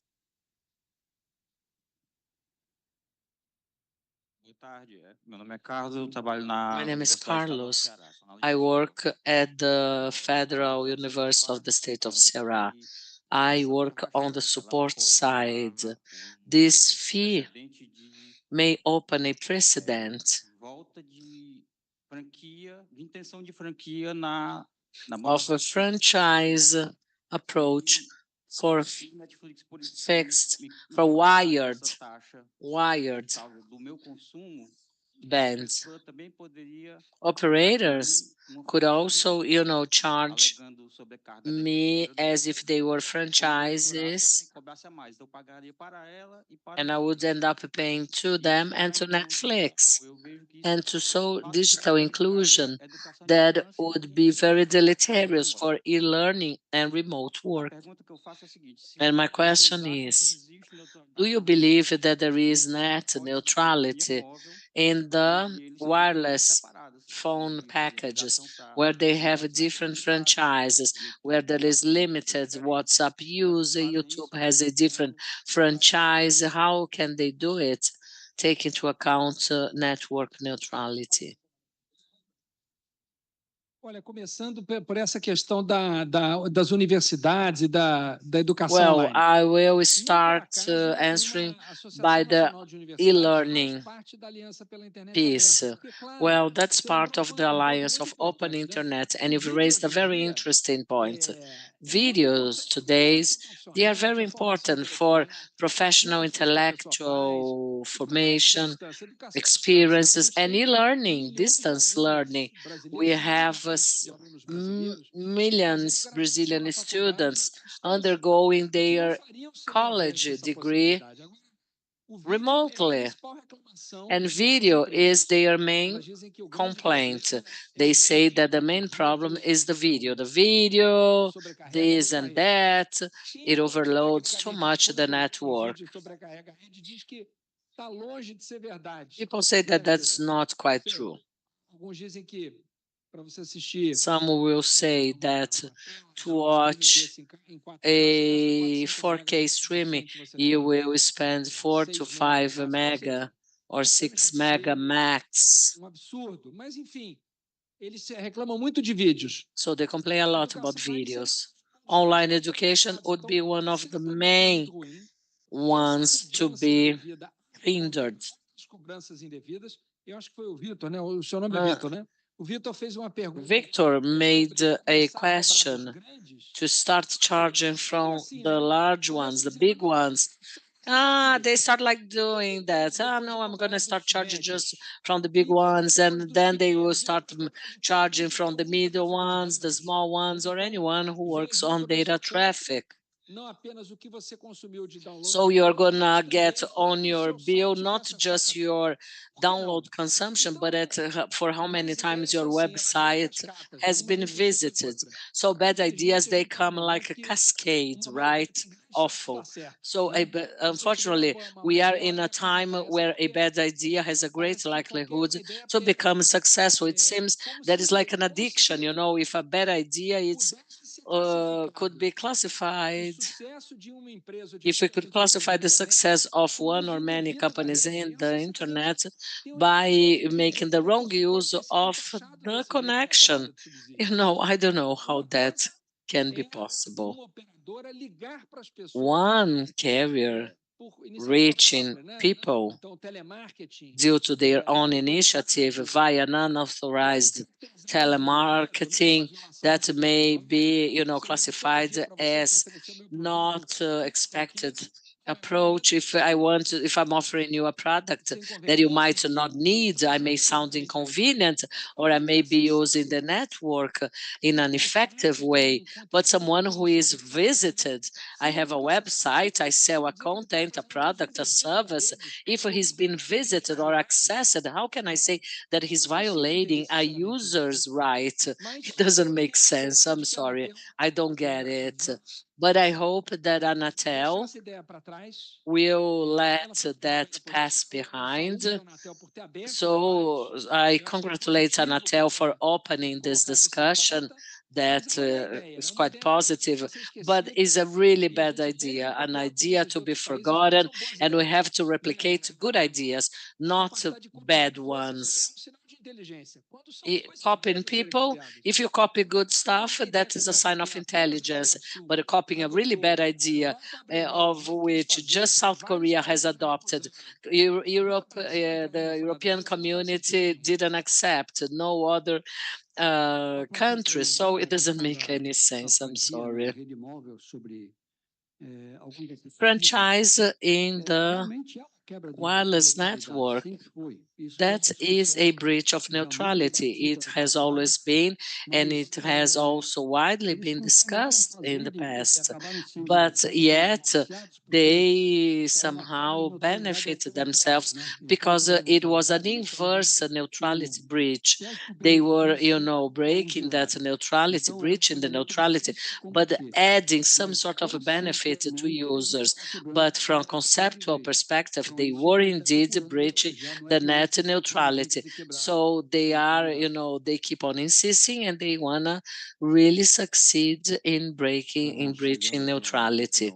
Well, we are almost over here with our time, but I have another question, and I also would kindly ask you to go for your final remarks and considerations.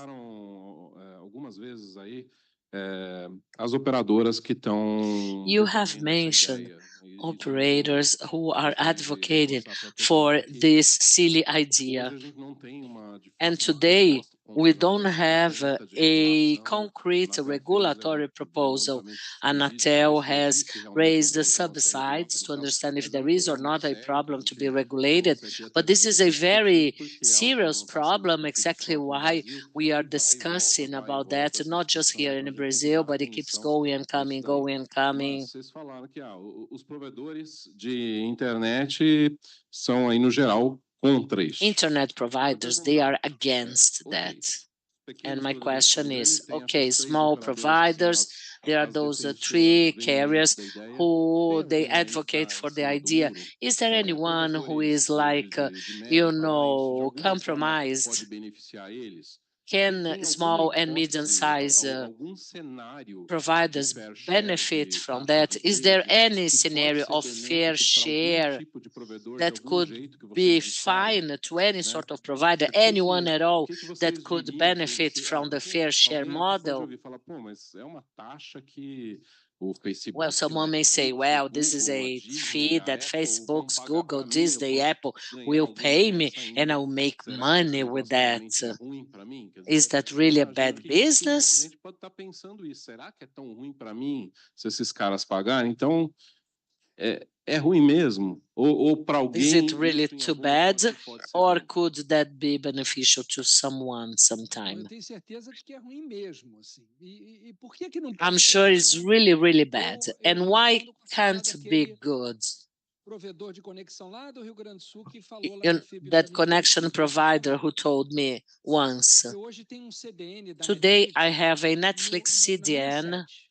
at my headquarters. Se a Netflix tiver If que pagar Netflix has to pelo pay tráfego de dados dela, for ela their provavelmente vai tirar o data CDN de mim traffic, they'll probably e eu remove vou my ter que pagar para o CDN, grande and I provedor will para need colocar o to pay to conteúdo na larger Netflix. providers to search for Ou Netflix seja, a Netflix content. para de investir So em CDN. Netflix no longer Eu, como exemplo da invests Netflix, on eu poderia falar CDN. qualquer um, I'm just, né? giving Ela Netflix as an para de example, investir em as if I CDN para could, ti porque use o CDN any other diminui a product. circulação, o tráfego de CDN, dados. they reduce data Disponibiliza mais traffic perto, circulation. o They cliente do allow provedor more acessa diretamente availability. aquele The conteúdo. client provider, Se they as access empresas directly de the provimento de content. conteúdo de If serviço param de investir, service content providers, então they tem que no pagar longer taxa invest nisso? on that, Bom, então so a they gente have to para de pay botar o dinheiro a e fee. bota ali. Okay, so we no longer Quem invest que over vai here, we're gastar going to dinheiro? invest O over there. pequeno provedor Who's que não going tem to acesso spend a esse money? conteúdo vai A ter que small pagar para provider that buscar will na need to plataforma. access the large one. Quer dizer, o pequeno e o médio não ganham nada. So the small Pode ser que provider tenha, doesn't get um ou outro anything. médio achando que já é grande.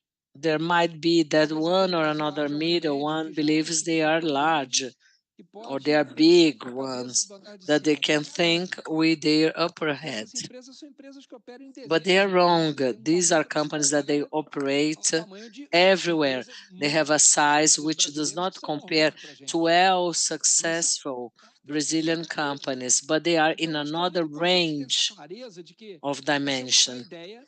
So that's a really bad idea. Conteúdo de That's why serviço, content pequenos e médios providers, provedores de service conexão, providers, arranjam small and confusão medium-sized porque connection a providers, Brazilian e a radio, Anatel, que são associações de rádio e TV, radio and fazem television parte da Brazilian nossa associação. associations, they are also Elas que part of brigam our com Big Tech, associations.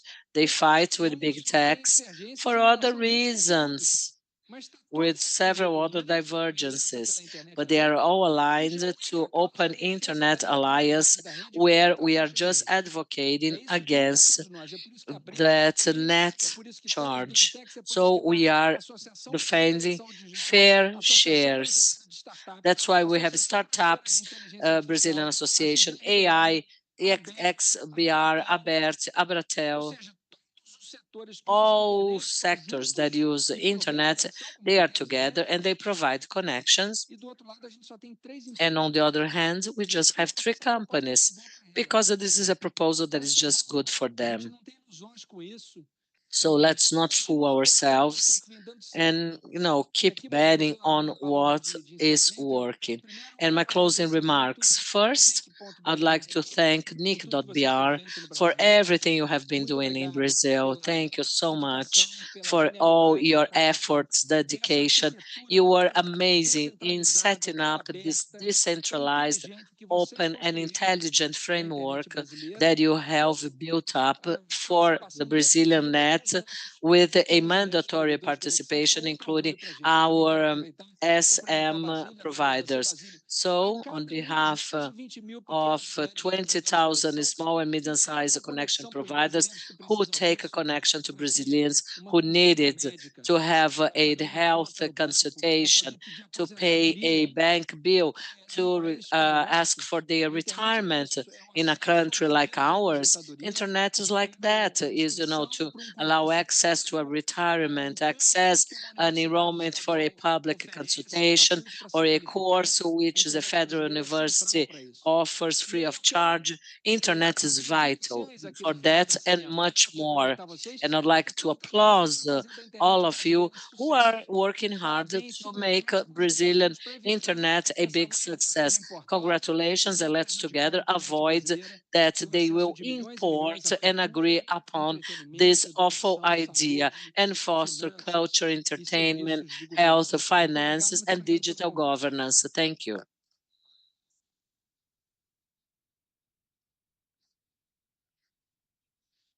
Eu vou procurar ser breve, que o tempo já I'll try to be brief because our time is almost up now. Mas é assim, Como você bem lembrou, não existe uma proposta de regulação There de is not verdade. one single regulatory proposal. What Anatel has done, and I had a chance to talk to the CEO, and they want to open a room for discussion to understand if this is a problem to be or not to be managed.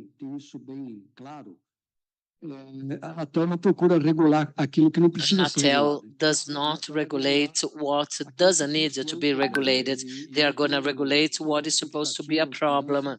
And I have all the hope and expectation that this is not a problem that we have today, but a problem which we had in the past and which has been solved and does not need any regulatory process nor any specific driver for that. And Anatel is doing really well anytime they detect a problem and then they set a regulation. They don't want to design a regulatory framework just because someone said that it is the way it is when it's not. So let's make things very clear and avoid a wrong movement that can be deleterious to the market as a whole. And with that, I close my final remarks, and I thank you all for the opportunity to participate at this very rich debate. And for the first time, we had here a technical explanation about fair share, about how internet works, because, regulatory aspects, they are very technical, and we have to understand that, that's not just technical, but there is a human side attached to it. Thank you. And to close, I have a question to all of you. From the audience. Who has cache of a CDN in your networks? Very few. Google, Netflix, Facebook, Interlink. Only you? Who does not and would like to have the cache in your networks? Well, very few. Quite interesting. But thank you. Thank you all very much, and thank you for your participation.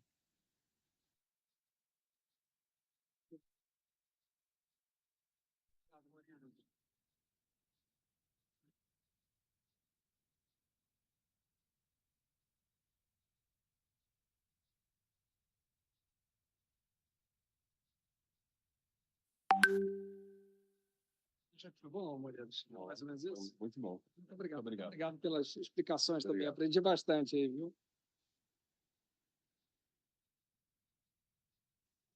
Pessoal, e vamos agora para o nosso Now, let's move on to our momento de hoje, last momento do evento. session, a moment of our event, which is open Como é microphone evento time.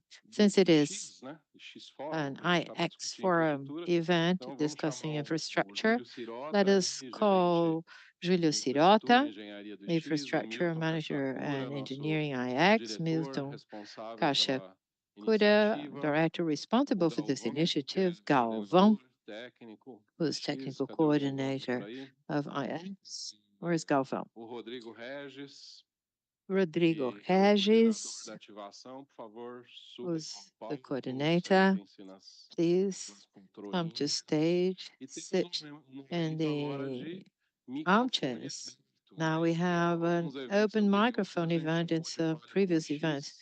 Não We precisa call ser só the com X, pode timing até falar stop também to sobre outro IX. projeto.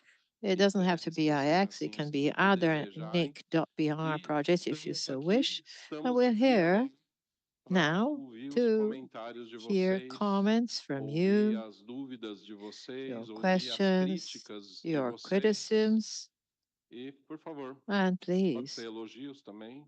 praises as well. There may be. Quem gostaria de falar? Who Senão, a gente vai ficar falando aqui. Eu passo o microfone um para um. would like to speak? Temos Otherwise, que I'm não going dá to para share the terminar microphone with cerveja só everyone. 6h30, No, gente. our Não beer tem is only jeito. at Não 6:30, vai guys. adiantar. No way. Então, melhor vocês perderem a It will be timidez. earlier, so Podem you ser better perguntas remotas not be também, shy. o pessoal We can do have YouTube tá remote olhando. questions. O People from the chat do team YouTube não is tem looking ninguém, at meu the Deus. YouTube chat. O que Nobody. acontece com um Come on. evento sem o Douglas Fischer, não? This is what happens at events with no Ele já Douglas estaria no Fisher. microfone ali falando Otherwise, he algumas would be on coisas. the microphone saying a few Sem o things. Frediani, sem o Coraza, você já teria No uma fila no Frigiani, microfone. Coraza, we would have a queue Falando to the sério, gente, microphone. Well, o que guys, vocês... what do you... Nada? Nenhuma Nothing. dúvida? And no Vamos questions. ficar 30 minutos. Ah, tem uma ali, por favor. Renato Ornelas.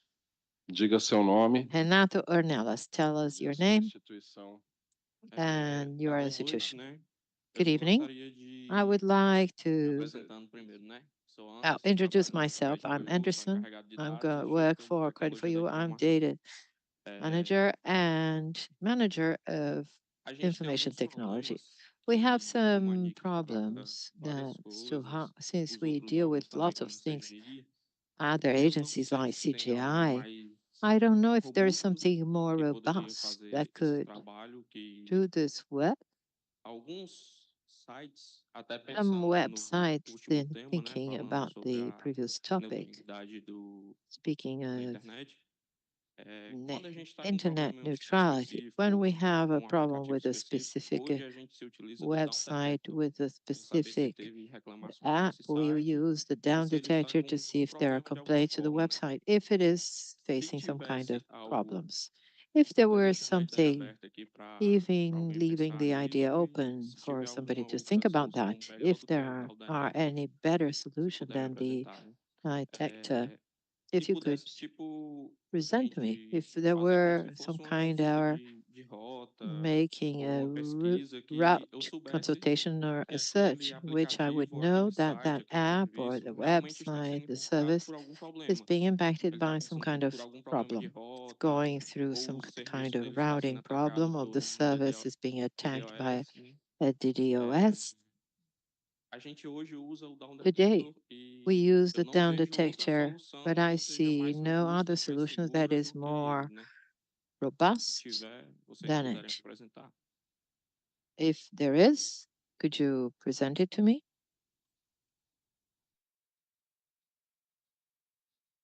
Well, I will not have a solution for you, but I just wanted to make a comment, which actually happens in the IX networks. We have a large variety of autonomous systems that are interconnected. Each autonomous system has the freedom to do whatever it likes. So some people like to, at 9 p.m., take the traffic from São Paulo to see what happens.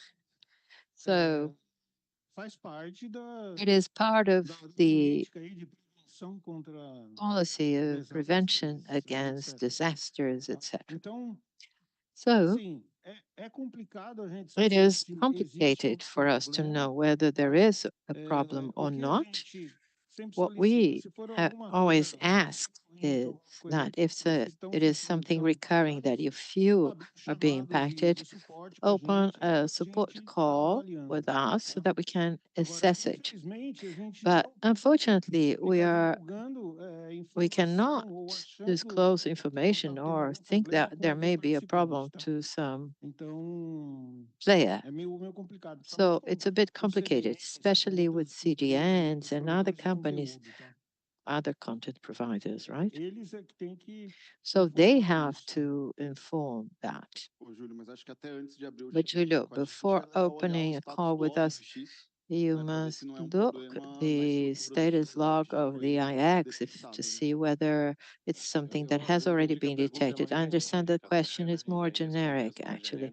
So in this more generic context, we have no say very much. But if it is IX, it's a question on whether somebody's working or not on IX, in addition to the status block that Rodrigo mentioned. A more serious problem in the IX infrastructure, well, that will be there. We have looking glass olx.ix.br. At there, you can know whether a given player is announcing prefixes or not, if their session is on if it is not. So there is a lot of public information on the looking glass. Well, I'm in doubt whether participant X is taking part there. One way of looking is through the looking glass. Maybe okay on the BGP session, and they may be facing issues in the traffic exchange, in the data exchange. If there is a clue, if there is no prefix, if you don't see the session going on, you can already tell there is something wrong there. Are there any questions? Renato? Renato Ornelas from OpenX. I'd like to congratulate you on this event, the record you've reached. I think it was announced last week, 37 tera. The first event I came when it was still called PDT Forum or IXP, so 600 gig, and we looked and said, we'll never get there. And today, knowing that Brazil is a reference, we have the most resilient internet, the quality of the internet in Brazil, the quality of the systems that are connected. Well, congratulate you and the whole team because what you do is brilliant. You are key to what we mentioned previously on facing the pandemic, what you did at the time to help autonomous systems and providers to deliver and everybody to live. Well, the access providers, what you've done, that was fundamental in this event. Well, congratulations. I just wanted to congratulate the whole team.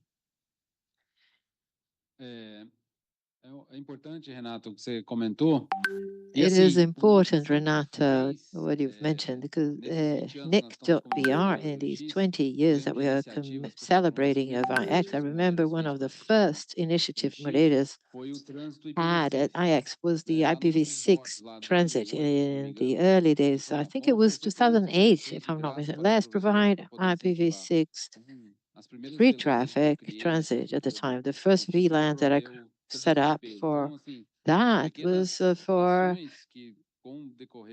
transit. Well, small actions over time, they kind of fade out. They were important at the time and made the whole difference. So we said as to looking at other IXs and say, well, we'll never get there. I think this is really cool to highlight and say that we are consolidating this first place. Julio made a comment today and said that we, during the day, well, it's not our peak, we are larger than the peak of the big ones.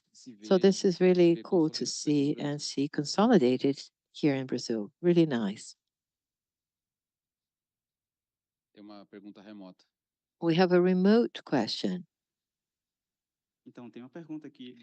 So we have a question from the YouTube chat from André Bezerra. Is it on the map of IX.br hub or something in Mossoró? We are about 200 kilometers from Fortaleza. For the time being, no. Well, what is always say regions and places where ISPs or institutions think there is a possibility. It's an interesting place. Get in touch with us, submit some information so that we can keep that on our radar. We have a limitation in the number of ISPs that we can implement and operate, but so we must set rules and we have certain internal criteria to be choosing certain locations. But Mossoró, well, we don't know the details of the regions of Brazil. So sometimes it is good to have that submitted to us so that we can keep an eye open for that. So we are under enabling activation process Porto Velho, its final stage. So we're going to the overtime. It's going to start operations in Porto Velho. We're checking for Feira de Santana, Caruaru, Petrolina, and Juazeiro in the northeast of Brazil. Mixed IXP between two states, Pernambuco and Bahia states. And here, specifically in Fortaleza, we're working with Scala and tells us to have two new IXPs in the short term, midterm, so to call. or so to speak, Tem actually. questões ali, gente. Do we have, I think we have questions there. Meu nome é Sion, pessoal. Seguinte, My name is Sion. Well, you were talking regarding the first question. Yes. Sometimes it's difficult to identify the origin of the traffic, and considerable proportion of traffic of ISPs connected to IX come from IX because of the large number of participants in the side of providers, content providers, and ISPs. The question that I think would be an improvement point that would make things easier in troubleshooting was to keep the platform totally automated. The status platform refused to be manual. After an engineering does the troubleshooting, detects a problem, and then they update things well, saying there is a port that is down, or an error was found, or WDM had a problem. These are events that perhaps the monitoring platform, they're easy to be identified and for us to easily have some script. It's something that creates an event automatically at the status page, even if it's not a critical event. Maybe it's just an information system saying, cool, find one of our 10 routes between central IXP, and there's a flaw, bringing more transparency to participants of those events. Is there any project or possibility of making this kind of improvement?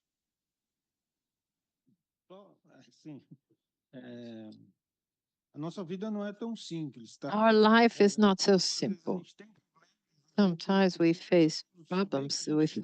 You must know that we face problems. Second step is understanding what it goes on or is going on. The fact that there are ports that are feature down or leaving bundles or mysterious things taking place, well, that happens. So we take second care because, well, first, our greatest priority is to make the service or keep the service operational, or at least identify what is going on.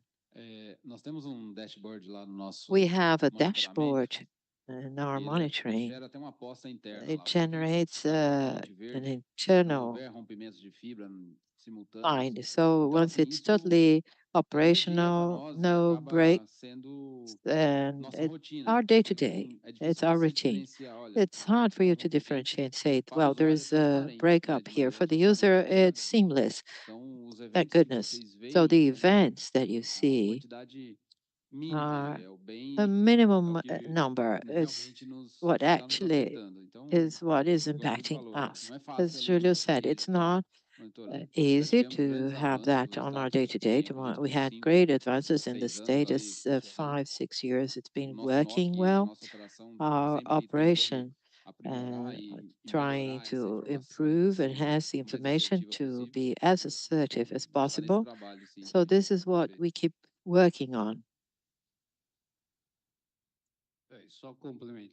Just to add to all of this, what I explained in the part of CIMET, those that put CIMET server in their network, they also gain through PAS the visibility regarding the IX infrastructure. So there is a test being conducted directly on the IX infrastructure. So you have this information through AS portal of tests held as you install the CIMAT server in your network. This visibility will point whether from your CIMAT server to the IX structure you have availability or not. So this is the point that you gain when you install this server.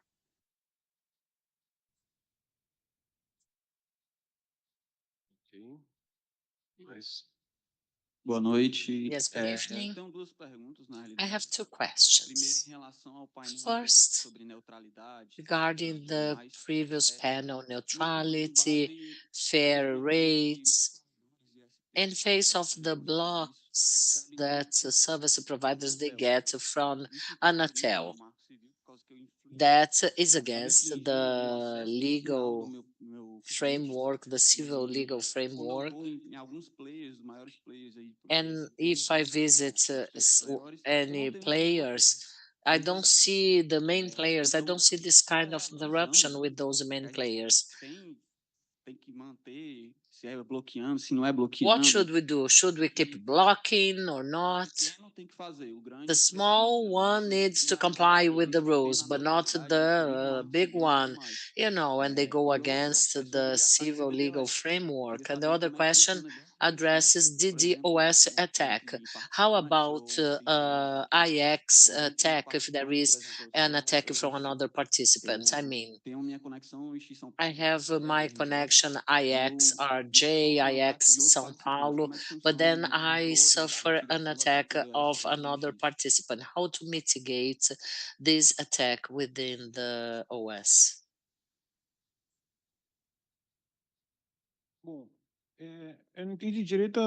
I didn't quite get the first part of your question. When you say to block, what do you mean? Let me make a comment before that.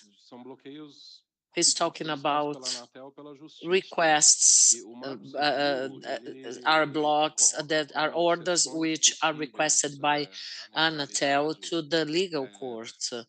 Because according to Anatel, they perform some breaches where they say they had made a breach to allow internet security, and they do not interfere into our civil framework.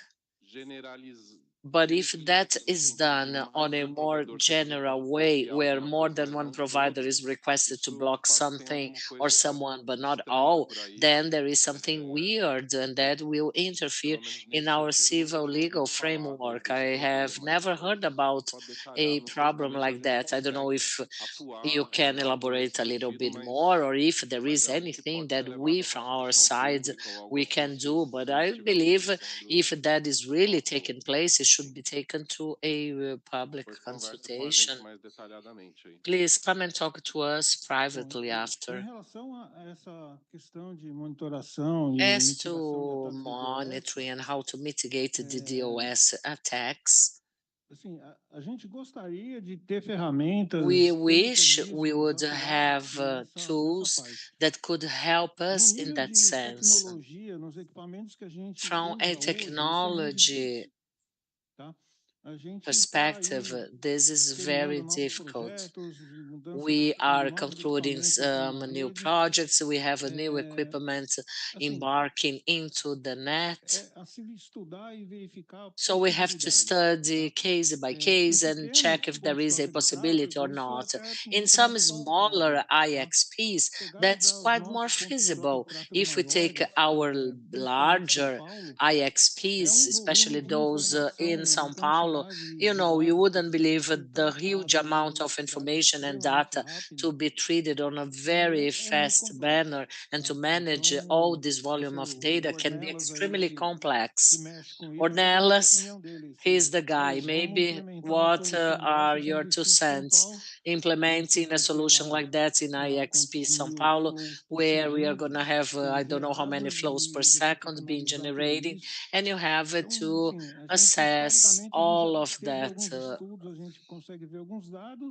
We have some evidence, some statistics about what happens afterwards, but it's more like statistics only, with some of the autonomous systems, not to all of them.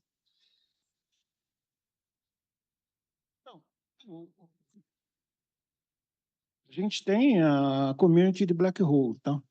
Então, we had black hole comments, but black hole has its own problems, where we are going to be removing our IP from live, and all of them that will have their block, that will be responsible to interrupt or to block the announcements. not just black hole, but also not be able to export to a certain AS that can be useful. Let's consider a situation where you detect a DDoS and you understand that the trajectory of that DDoS comes from one or one AS which is within the IX.br, or a small array of ASs which have a large number of prefixes coming from abroad, from international traffic or something like that. That's quite common. It takes place with some ASs. You might not just export your prefixes, but to that specific AS, you may submit them to a route server with a specific community saying, I don't want that X, Y, and Z do not get that information. And that can be interrupted at the source as long as you are able to detect it. As Julio said, we wish we would be able to do it, but it's impossible. It's São Paulo.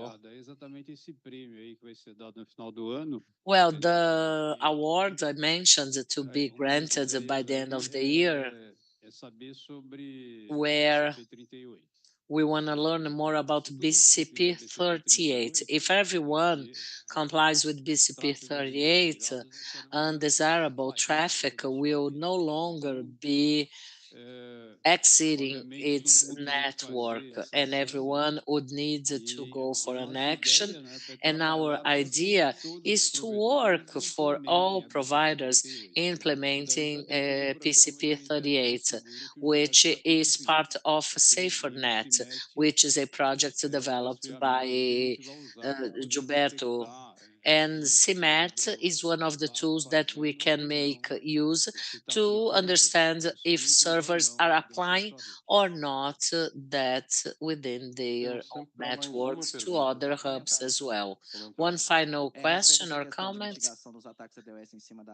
Mitigating DDoS attacks over IX. It's much easier than it seems.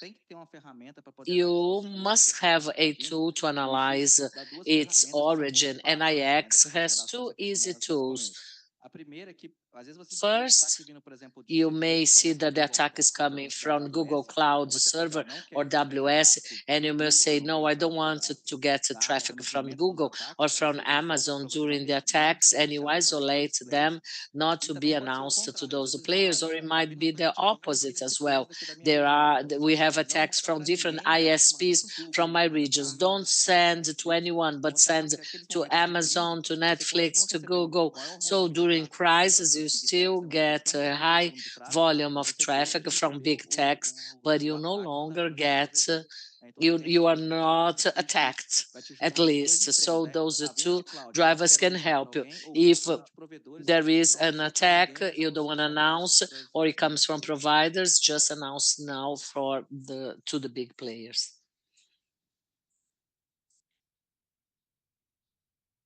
Não, é só para quem, assim, não está acostumado, não tem familiaridade com o Those community. of you who are not familiarized to communities. Treinamento, adora falar sobre isso, tá? Então eles têm monte de People from training love talking about that. They have several online trainings. They do courses all over the country. That's important. It's important to see all tools that we make available throughout communities to control route server. Teremos curso, inclusive, aqui na região. We're going to have a course, a workshop in this region. Quando vai ser, gente? When exactly? Primeira semana de setembro. First week of September. Curso COP em Maceió. We're going to have this DCOP course in Maceió City. Não, primeira semana. Nós temos cursos online, vamos ter cursos em Vitória, Cascavel, Manaus. We are going to have workshops all over Cascavel, Manaus. Bom, acho que well, nosso tempo está aqui se esgotando. I think that's it for today. So today's activity is closed, as well as this event, but the Beer, Gear, and Peer You are all invited. Please, Milton, can you, as you were responsible for the opening remarks, please closing remarks and invite our participants not to run away and stick with us for the beer, gear, and peer.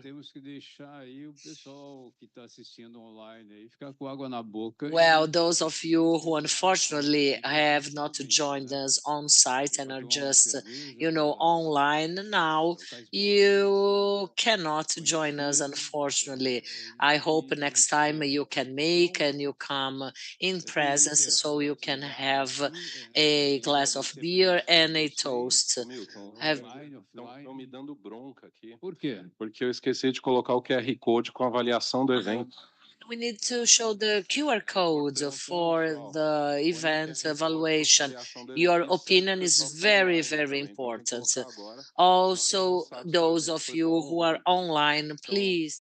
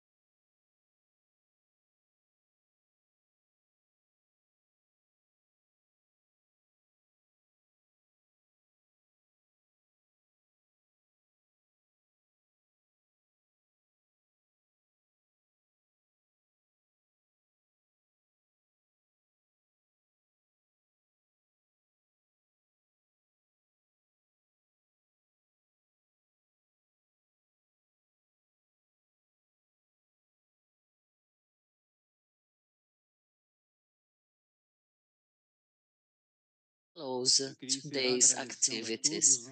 Well, let me close by thanking each and every one of you, those who are on site or online. We hope you enjoyed our ninth forum, and this is a forum which came to stay. Every single year, we wanted to organize an event here in Fortaleza to include all other states and cities which are around the northern and northeast region. We want all of you to join us next year. And don't forget the Infrastructure Week, which is very traditional, and it usually takes place by the end of the year, where we count on your presence. We'll be celebrating 20 years of IX. It's going to be a very important event, and you are all invited. Please come, stay with us in São Paulo and IX Forum, and in its 20th edition will just be a success if you come. Thank you all, and let's now get together and beer, peer, and gear.